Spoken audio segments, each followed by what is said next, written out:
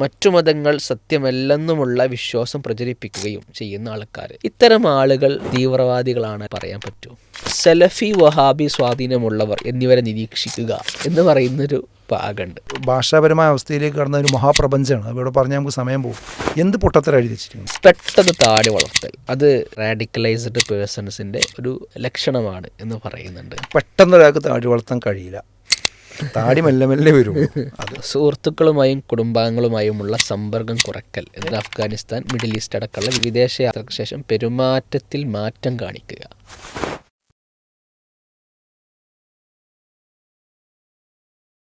(2026) ഗുജറാത്ത് പോലീസിലെ intelligence department പുറത്തിറക്കിയ ഒരു SOP. അതൊരു നമുക്കെല്ലാവർക്കും അറിയാവുന്നത് പോലെ വളരെ പ്രധാനപ്പെട്ട രൂപത്തിൽ ചർച്ച ചെയ്യപ്പെടുമ്പോൾ ഒരു മതവിഭാഗത്തെ മാത്രം കേന്ദ്രീകരിച്ച് അതിലെ ആൻറ്റി റാഡിക്കൽ സെൽ എന്ന് പറയുന്ന ഒരു വിഭാഗം, അതായത് തീവ്ര നിലപാടുകാരെ നേരത്തെ കണ്ടെത്തി, ഇൻ്റലിജൻസ് ഡിപ്പാർട്ട്മെൻറ്റ് നേരത്തെ കണ്ടെത്തി ഡൈലൂട്ട് ചെയ്യാൻ അല്ലെങ്കിൽ അവരെ നിർമ്മാർജ്ജനം ചെയ്യാൻ, അവരെ അതിൽ നിന്ന് തിരിച്ചു കൊണ്ടുവരാനുള്ളൊരു സ്റ്റെപ്പ് എന്നുള്ള രൂപത്തിലേക്ക് അതിൻ്റെ ആളുകൾ ആരൊക്കെയാണ്, എങ്ങനെ അവരതിലേക്ക് എത്തിപ്പെടുന്നതിന് മുമ്പ് നമുക്ക് ആ ലക്ഷണങ്ങൾ വെച്ച് കണ്ടെത്താൻ പറ്റും എന്നൊക്കെയുള്ള രൂപത്തിലുള്ള ഒരു SOP ആണ് എന്ത് ചെയ്യാൻ പറ്റുന്നത്, നമുക്ക് കാണാൻ വേണ്ടി സാധിക്കുന്നത്. അപ്പോൾ ഇത് കൃത്യമായിക്കൊണ്ട് നമ്മൾ വായിച്ചു നോക്കിക്കഴിഞ്ഞാൽ വ്യക്തമായി മനസ്സിലാക്കാൻ കഴിയും, ഒരു മതവിഭാഗത്തെ മാത്രം ഫോക്കസ് ചെയ്ത് ഇറക്കിയ അല്ലെങ്കിൽ അതിൻ്റെ ചിഹ്നങ്ങളെയും അതിൻ്റെ കാര്യങ്ങളെയും മാത്രം എടുത്തു പറഞ്ഞുകൊണ്ട് ഇറക്കിയിട്ടുള്ള ഒരു SOP ആണെന്ന് കാണാൻ കഴിയും. ഇത് പലപ്പോഴും നമ്മൾ കേരളത്തിലാണ് ജീവിക്കുന്നത്.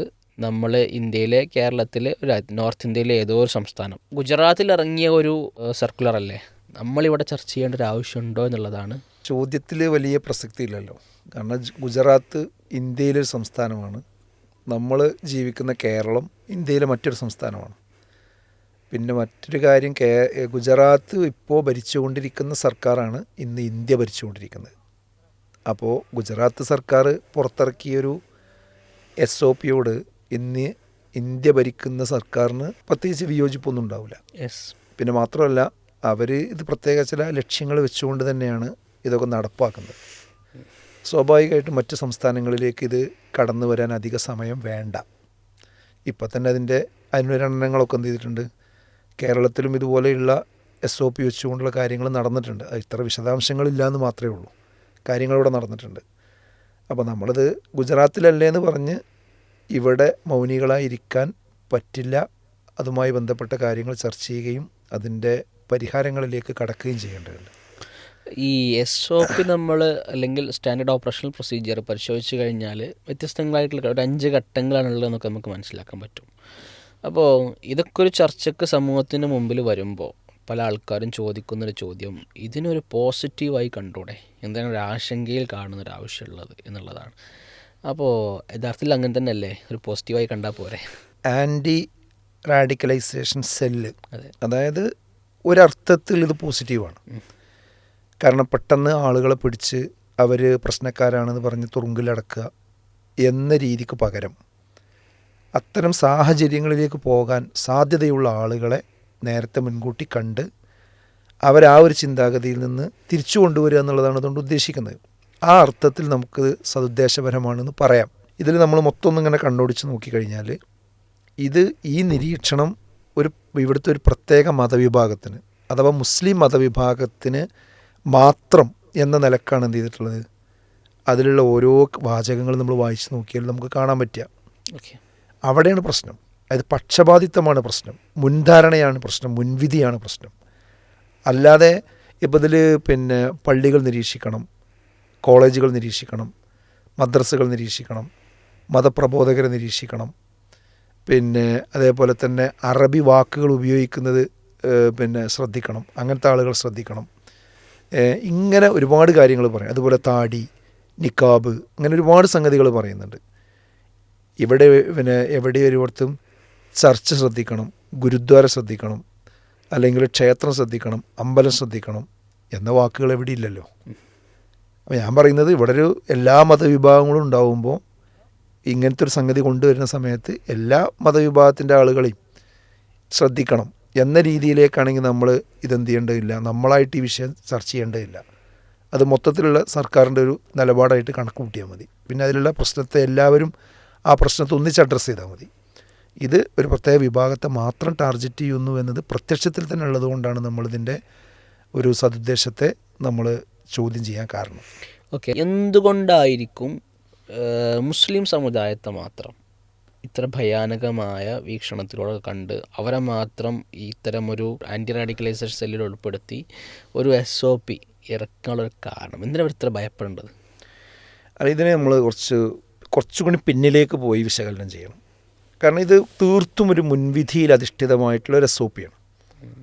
ആ മുൻവിധി എന്ന് പറയുന്നത് എന്താണെന്ന് വെച്ചാൽ മുസ്ലിങ്ങൾ പ്രശ്നക്കാരാണ് എന്നൊരു മുൻവിധിയാണ്. അതായത് ഇസ്ലാം മുസ്ലിം എന്നൊക്കെ പറഞ്ഞാൽ അതെന്തോ ഒരു പ്രശ്നമുള്ള മേഖലയാണ്, ആളുകളാണ്, വിഭാഗമാണ്, മതമാണ് എന്നൊരു മുൻവിധി. അത് ഇവിടുന്ന് തുടങ്ങിയതുമല്ല.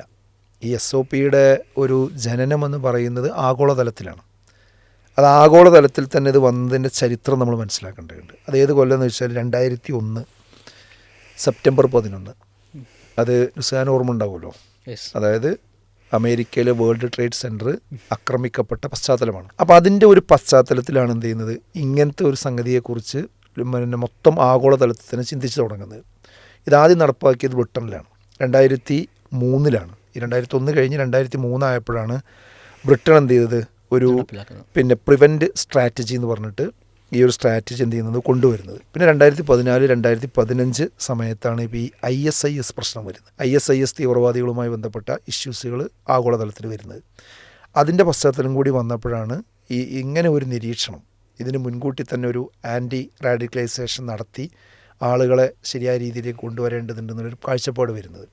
അപ്പോൾ ഇവിടെയൊക്കെ എന്താ വെച്ചാൽ ഒരു പക്ഷത്ത് മുസ്ലിം പേരുള്ള, മുസ്ലിം ചിഹ്നങ്ങളുള്ള ആളുകളാണ് പ്രശ്നവൽക്കരിക്കപ്പെട്ടിട്ടുണ്ടായിരുന്നത്. അപ്പോൾ അതുകൊണ്ട് തന്നെ അവരാണ് പ്രശ്നക്കാർ എന്ന രീതിയിലാണ് ഈ പ്രൊസീജറുകൾ തന്നെ കൊണ്ടുവന്നിട്ടുള്ളത്. ഇത് ആഗോളതലം. ഇതേപോലെ തന്നെയാണ് ഇന്ത്യയിലേക്ക് നമ്മൾ വന്നാലും ഇന്ത്യയിൽ ഈ ഒരു SOPയിലേക്ക് കാര്യങ്ങളിലേക്കും ആൻറ്റി റാഡിക്കലൈസേഷനിലേക്ക് കടക്കുന്നത് 2008. അത് ഏത് പശ്ചാത്തലത്തിൽ? ഈ ആഗോളതലത്തിലുള്ള ഈ പശ്ചാത്തലം മുന്നിൽ വെച്ചുകൊണ്ട് തന്നെയാണ് ഇന്ത്യയിലും കടന്നു വരുന്നത്. അതായത് 2008 മുംബൈയിലെ ആക്രമണത്തിന് ശേഷം, മുംബൈയിലുണ്ടായ ഒരു ആക്രമണവുമായി ബന്ധപ്പെട്ടാണ് ഇതിൻ്റെ തുടക്കം. പിന്നെ 2014-15 നേരത്തെ പറഞ്ഞ ISIS വിഷയം, അതുമായി ബന്ധപ്പെട്ട് ഇന്ത്യയിൽ, കേരളത്തിൽ ചില ആളുകളൊക്കെ അതുമായി ബന്ധപ്പെട്ട് കൊണ്ടുപോയി എന്നുള്ള പ്രചാരണങ്ങളും കാര്യങ്ങളൊക്കെ കൂടെ വന്നിരുന്നു.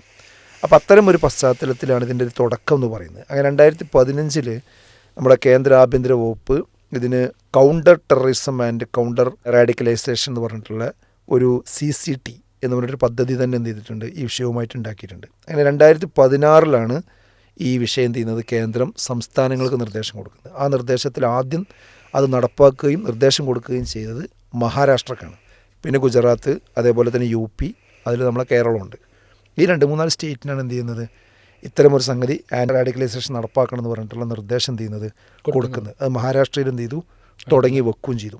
അപ്പോൾ ഇവിടെയുള്ളൊരു പ്രശ്നം എന്താണെന്ന് വെച്ചാൽ നേരത്തെയുള്ള ആ മുൻധാരണ വെച്ചുകൊണ്ടാണ് ഈ സംഗതികൾ എന്ത് ചെയ്യുന്നത് ആഗോളതലത്തിലും വന്നിട്ടുള്ളത്, ഇന്ത്യയിലും യഥാർത്ഥത്തിൽ വന്നിട്ടുള്ളത്. അപ്പോൾ അത് ആ മുൻധാരണയാണ് ഇവിടുത്തെ പ്രശ്നം. ഓക്കെ, അപ്പോൾ മുൻധാരണയാണ് പ്രശ്നം എന്ന് പറഞ്ഞപ്പോൾ നമ്മളിപ്പോൾ ഒരു വേൾഡ് ട്രേഡ് സെൻറ്ററിൻ്റെ സമയം മുതൽ ആ ഒരു ടൈം മുതലാണ് സ്വാഭാവികമായിട്ടും എന്ത് ചെയ്യുന്നത് ഇത്തരം ചർച്ചകൾ ഉണ്ടാവുന്നുള്ള വിഷയങ്ങളൊക്കെ സൂചിപ്പിച്ചു. എന്നിരുന്നാലും ഒരു 2001 മുതൽ മുസ്ലിം പശ്ചാത്തലമില്ലാത്തൊരു ഇത്തരം സംഭവങ്ങൾ ഇന്ത്യയിലോ അല്ലെങ്കിൽ ലോകത്ത് നടന്നു നമുക്ക് പറയാൻ പറ്റുമോ? തീർച്ചയായിട്ടുമുണ്ട്. പക്ഷെ അത് ടൈം ലൈനിൽ ഉണ്ടാവില്ല എന്ന് മാത്രം. ശരിക്ക് ഈ 2001 ശേഷം ഉള്ള സംഭവം മുന്നിൽ വെച്ചുകൊണ്ടാണ് SOP വന്നത്, പക്ഷപാതപരമാണെന്ന് പറഞ്ഞല്ലോ. ഈ 2001 ശേഷം ഇങ്ങനെ ഒരു മുസ്ലിം കളറ് ഇല്ലാത്ത സംഭവങ്ങൾ ഇഷ്ടം പോലെ നമുക്ക് കാണാൻ പറ്റും. വംശഹത്യകൾ കാണാൻ പറ്റും, യുദ്ധങ്ങൾ കാണാൻ പറ്റും, ഭീകരാക്രമണങ്ങൾ കാണാൻ പറ്റും. പക്ഷേ അതിൻ്റെ ഒന്നും പശ്ചാത്തലം വെച്ചുകൊണ്ടല്ല ഈ സംഗതി വരുന്നത്. ശരിക്ക് നീതിയുക്തമായി ചെയ്യണമെന്നുണ്ടെങ്കിൽ അത് മൊത്തത്തിൽ കണ്ടുകൊണ്ടായിരിക്കണമല്ലോ ഉണ്ടാക്കേണ്ടത്. ഇപ്പോൾ ഞാൻ പറഞ്ഞ ഉദാഹരണം പറഞ്ഞുതരാം. ഇപ്പോൾ 2001 ശേഷം ലോകത്ത് 2016 ഈ റോഹിംഗ്യൻ വംശഹത്യ മ്യാൻമറിൽ, ആ മ്യാൻമറിൽ നടന്ന സംഭവം 24,000-ഓളം ആളുകളാണ് എന്ത് ചെയ്തത്, അതിൽ കൊല്ലപ്പെട്ടത്. അതായത് മ്യാൻമർ സർക്കാർ ഈ ബുദ്ധമതം എന്ന് പറഞ്ഞാൽ അഹിംസയിൽ അധിഷ്ഠിതമായ മതമാണ്. എന്നാൽ അതിൻ്റെ പേരിലുള്ള ആളുകളാണ് എന്ത് ചെയ്തിട്ടുള്ളത്, ആ ആക്രമണത്തിന് റോഹിംഗ്യൻ മുസ്ലിങ്ങൾക്കെതിരിൽ ഇറങ്ങി പുറപ്പെട്ട് അതിൽ 400,000-ഓളം ആളുകൾ എന്ത് ചെയ്തിട്ടുണ്ട്, അതിൽ കൊല്ലപ്പെട്ടിട്ടുണ്ട്. മാത്രമല്ല 7 ലക്ഷത്തോളം ആളുകൾ അഭയാർത്ഥികളായിട്ട് ആ സന്ദർഭത്തിൽ പല സ്ഥലങ്ങളിലേക്ക് പോയിട്ടുണ്ട്. 19-ാം നൂറ്റാണ്ടിലെ ഏറ്റവും വലിയ മനുഷ്യ ദുരന്തമാണിത് എന്ന് UN എന്ത് ചെയ്തിട്ടുണ്ട്, ഐക്യരാഷ്ട്രസഭ ഇതിനെ വിശേഷിപ്പിക്കുകയും ചെയ്തിട്ടുണ്ട്. അപ്പോൾ അങ്ങനത്തെ ഒരു സംഭവം നടന്നത് 2016 അഥവാ 2001 ശേഷമാണ്. അതേപോലെ തന്നെ 2019 ന്യൂസിലാൻഡിലെ ക്രൈസ്റ്റ് ചർച്ച് വെടിവെപ്പ്, അതെവിടെ വെടിവെച്ച്, അത് ഒരു മുസ്ലിം പള്ളിയിൽ വെള്ളിയാഴ്ച ജുമഅക്ക് വിശ്വാസികൾ പ്രാർത്ഥിച്ചു കൊണ്ടിരിക്കുന്ന സമയത്ത് ഒരു തീവ്രവാദി വന്നിട്ട് എന്ത് ചെയ്തു, നിരത്തിയൻ വെടിവെച്ചു. ആ ആളുകളെ മൊത്തം ഏകദേശം 51 ആളുകൾ അവിടെ എന്ത് ചെയ്തു, കൊല്ലപ്പെട്ടു. ആരുടെ രക്തപ്പുഴയൊഴുകി. ഇതുമായി ബന്ധപ്പെട്ട് ന്യൂസിലാൻഡ് ഗവൺമെൻറ് നല്ല സമീപനമാണ് പിന്നീട് സ്വീകരിച്ചത്. പക്ഷേ അതെ, ഇതും ഒരിക്കലും ഒരു മുസ്ലിം പശ്ചാത്തലമുള്ള വ്യക്തിയല്ല ഇവിടെ പ്രതിയായിട്ട് കടന്നു വന്നിട്ടുള്ളത്. അതേപോലെ തന്നെ 2011 നോർവേ ഭീകരാക്രമണം, അതും ഈ കാലയളവ് തന്നെയാണ്. അവിടെ ഒരു ക്രൈസ്തവ വലതുപക്ഷ തീവ്രവാദിയാണ് എന്ത് ചെയ്തിട്ടുള്ളത്, അതിന് മുൻകൈയെടുത്ത് ഏകദേശം 77 പേരെ അവിടെ എന്ത് ചെയ്തിട്ടുണ്ട്, അതിൻ്റെ പേരിൽ വധിക്കപ്പെട്ടിട്ടുണ്ട്. 2013-15 മധ്യ ആഫ്രിക്കൻ റിപ്പബ്ലിക് ഭാഗത്തുള്ള ആ വംശീയ ആക്രമണങ്ങൾ നടന്നിട്ടുണ്ട്. അവിടെയും ക്രിസ്ത്യൻ മിലീഷ്യകളാണ് എന്ത് ചെയ്തിട്ടുള്ളത്, അതിന് കാരണമായിട്ട് ഒരിക്കലും മുസ്ലിം പശ്ചാത്തലമുള്ള ആളുകളല്ല. ഏകദേശം 10,000-കണക്കിന് ആളുകൾ എന്ത് ചെയ്തിട്ടുണ്ട്, അവിടെ കൊല്ലപ്പെടുന്ന സാഹചര്യം അവിടെയും ഉണ്ടായിട്ടുണ്ട്. ഇത് വംശീയ ആക്രമണങ്ങൾ. ഇത് കൂടാതെ യുദ്ധങ്ങൾ, ഈ കഴിഞ്ഞ കാലഘട്ടങ്ങളിലുണ്ടായ യുദ്ധം, ഇപ്പോൾ റഷ്യ-ഉക്രൈൻ യുദ്ധം, അതൊരു മുസ്ലിം പശ്ചാത്തലമുള്ള സംഗതിയല്ല. ആ യുദ്ധത്തിൽ ലക്ഷക്കണക്കിന് ആളുകൾ എന്ത് ചെയ്തിട്ടുണ്ട്, കൊല്ലപ്പെട്ടിട്ടുണ്ട്, അഭയാർത്ഥികളായിട്ടുണ്ട്, നിരാലംബരായിട്ടുണ്ട്. ഇസ്രയേൽ ഫലസ്തീൻ യുദ്ധം, അങ്ങോട്ടും ഇങ്ങോട്ടുള്ള വിഷയം, അത് ഡെവലപ്പ് ചെയ്ത് വന്നിപ്പോൾ എത്തി നിൽക്കുന്ന അവസ്ഥകളൊക്കെ അറിയാമല്ലോ. അപ്പോൾ ഇവിടെയൊക്കെ ഇങ്ങനത്തെ ഒരുപാട് സംഗതികൾ കടന്നു പോയിട്ട് ഇതൊന്നും പശ്ചാത്തലമായി എടുക്കാതെ നേരത്തെ ഞാൻ പറഞ്ഞ ആ പശ്ചാത്തലം മാത്രം എടുത്തുകൊണ്ട് ഒരു മുൻവിധിയോടുകൂടിയാണ് ഈ കാര്യത്തെ കൊണ്ടുപോകുന്നത്. അല്ലെങ്കിൽ ലോകത്തെ മൊത്തം ആഗോളതലത്തിൽ ഈ വിഷയത്തെ മൊത്തത്തിൽ കണ്ടുകൊണ്ടാണ് SOPകൾ തയ്യാറാക്കുന്നതെങ്കിൽ എല്ലാ വിഭാഗ ആൾക്കാരെയും മോണിറ്റർ ചെയ്യുന്ന ഒരു അവസ്ഥ ഉണ്ടാവുമല്ലോ. അത് ഈ വിഷയത്തിലില്ല. അല്ല, ഇപ്പോൾ നമ്മളിപ്പോൾ ഈ പറഞ്ഞതൊക്കെ അധികവും എന്താ വെച്ചാൽ ലോകത്തിലെ സംഭവ വികാസങ്ങളാണ്. ഇപ്പോൾ ഇന്ത്യയിലാണല്ലോ ഇപ്പോൾ ഈ ഒരു, പ്രത്യേകിച്ച് ഇന്ത്യയിലെ ഒരു സംസ്ഥാനത്ത് കൂടിയാണ്. അപ്പോൾ ലോകത്തിലെ സംഭവ വികാസങ്ങൾ നമ്മൾ പറഞ്ഞു, പക്ഷേ ഇന്ത്യയിൽ ഇത്തരം പശ്ചാത്തലങ്ങൾ ഉണ്ടെന്ന് പറയാൻ പറ്റും 2001 ശേഷം? തീർച്ചയായിട്ടും ഉണ്ട്. ഇന്ത്യയിലും തന്നെ ഇതൊന്നും ടൈം ലൈനിൽ വരുന്നില്ല എന്ന് മാത്രമേ ഉള്ളൂ. 2010 ഈ മാവോയിസ്റ്റുകളുടെ ആക്രമണം വൻതോതിൽ റിപ്പോർട്ട് ചെയ്യപ്പെട്ടിരുന്ന ഒരു സന്ദർഭമാണ്. അതൊരിക്കലും ഒരു ഇസ്ലാമിക പശ്ചാത്തലമോ മുസ്ലിം പശ്ചാത്തലമുള്ള വിഷയങ്ങളെ അല്ല. 2010 ഛത്തീസ്ഗഡിൽ 76 CRPF ഭടന്മാരെന്ത് ചെയ്തിട്ടുണ്ട്, കൊല്ലപ്പെട്ടിട്ടുണ്ട്, ആ ആക്രമണത്തിൽ കൊല്ലപ്പെട്ടിട്ടുണ്ട്. അതുപോലെ 2010 പശ്ചിമ ബംഗാളിൽ ട്രെയിൻ അപകടം, അതും ഈ മാവോയിസ്റ്റുകൾ ഉണ്ടാക്കിയ അപകടമാണ്. 148 പേരാണ് എന്ത് ചെയ്തത്, അതിൽ കൊല്ലപ്പെടുന്ന സാഹചര്യം ഉണ്ടായത്. അതേപോലെ 2013 ഛത്തീസ്ഗഡിൽ തന്നെ ദർബ താഴ്വരയിലുണ്ടായ ആക്രമണം, അതിൽ 27 പേരെന്ത് ചെയ്തിട്ടുണ്ട്, ആ ആക്രമണത്തിൽ കൊല്ലപ്പെടുന്ന സാഹചര്യം ഉണ്ടായിട്ടുണ്ട്. അപ്പോൾ ഇതൊന്നും ഒരു മുസ്ലിം പശ്ചാത്തലമുള്ള വിഷയങ്ങളല്ല. അതേപോലെ തന്നെ വംശീയ ഗോത്രീയ കലാപങ്ങൾ, 2023 മണിപ്പൂർ കലാപം, അവിടെ മുസ്ലിങ്ങൾ പക്ഷത്തുള്ളത്, ആ മണിപ്പൂരിൽ എത്ര തീവെപ്പും പ്രശ്നങ്ങളും കുഴപ്പങ്ങളും എന്തെല്ലാം നടന്നു. അതുപോലെ തന്നെ 2012 അസമിൽ ബോഡോ ഗോത്ര വിഭാഗത്തിൽ നടന്ന കലാപം, അവിടെ ഈ പശ്ചാത്തലം നമുക്ക് കാണാൻ പറ്റില്ല. ഏകദേശം 100 പേര് അവിടെ എന്ത് ചെയ്തിട്ടുണ്ട്, കൊല്ലപ്പെടുന്ന സാഹചര്യം ഉണ്ടായിട്ടുണ്ട്. 4 ലക്ഷം പേരാണെന്ത് അതിൻ്റെ പേരിൽ ആട്ടി ഓടിക്കപ്പെട്ടിട്ടുള്ളത്. അതേപോലെ 2018 ഭീമ കൊറേഗാവ് ആ കേസ്, 2006 മലേഗാവ്, അതേപോലെ തന്നെ 2007 സംജോത എക്സ്പ്രസ്, 2007 ഒക്ടോബർ 11 അജ്മീർ സ്ഫോടനം, 2007 മെയ് 18 മക്ക മസ്ജിദ്. ഇതൊക്കെ പിന്നീട് അതിൻ്റെ പ്രതികളുടെ ലിസ്റ്റ് വന്നപ്പോൾ ഒരിക്കലും മുസ്ലിം പശ്ചാത്തലമുള്ള ആളുകളല്ല അതിൻ്റെ ലിസ്റ്റിൽ വന്നിട്ടുള്ളത്. പിന്നീട് ഇവർക്ക് അധികാരം കിട്ടിയപ്പോൾ അവരെയൊക്കെ കുറ്റമുക്തരാക്കി എന്നുള്ളത് വേറെ വിഷയം. പക്ഷേ അവിടെയൊക്കെ എന്താണ്, പ്രതികൾ മറ്റു പലരുമായിരുന്നു. അങ്ങനത്തെ അതിൻ്റെ പേരിൽ ഒരുപാട് സംഭവങ്ങൾ അവിടെ നടന്നു. അപ്പോൾ ഞാൻ പറഞ്ഞതെന്താ വെച്ചാൽ ആഗോളതലത്തിലും ഈ കാലയളവിൽ എന്ത് ചെയ്തിട്ടുണ്ട്, പല മേഖലകളിലും പ്രശ്നങ്ങളുണ്ടായിട്ടുണ്ട്. ഇന്ത്യയിലും തന്നെ നമ്മൾ ദേശീയ തലത്തിൽ നോക്കുമ്പോൾ മുസ്ലിം പശ്ചാത്തലമില്ലാത്ത വംശീയ ആക്രമണങ്ങൾ, ഭീകരാക്രമണങ്ങൾ ഒക്കെ ഉണ്ടായിട്ടുണ്ട്. പക്ഷേ അതിൻ്റെ ഒന്നും സാഹചര്യത്തെ ഈ SOPയിൽ എന്ത് ചെയ്യുന്നില്ല, കൊണ്ടുവരുന്നില്ല. SOP ആർക്ക് മാത്രമാണ്, അത് മുസ്ലിം വിഭാഗം മാത്രമാണ് പ്രശ്നക്കാർ എന്ന രീതിയിലേക്ക് അവരിലേക്ക് മാത്രം ചുരുക്കി കെട്ടുന്നു എന്നതാണ് ഇവിടുത്തെ പ്രശ്നം.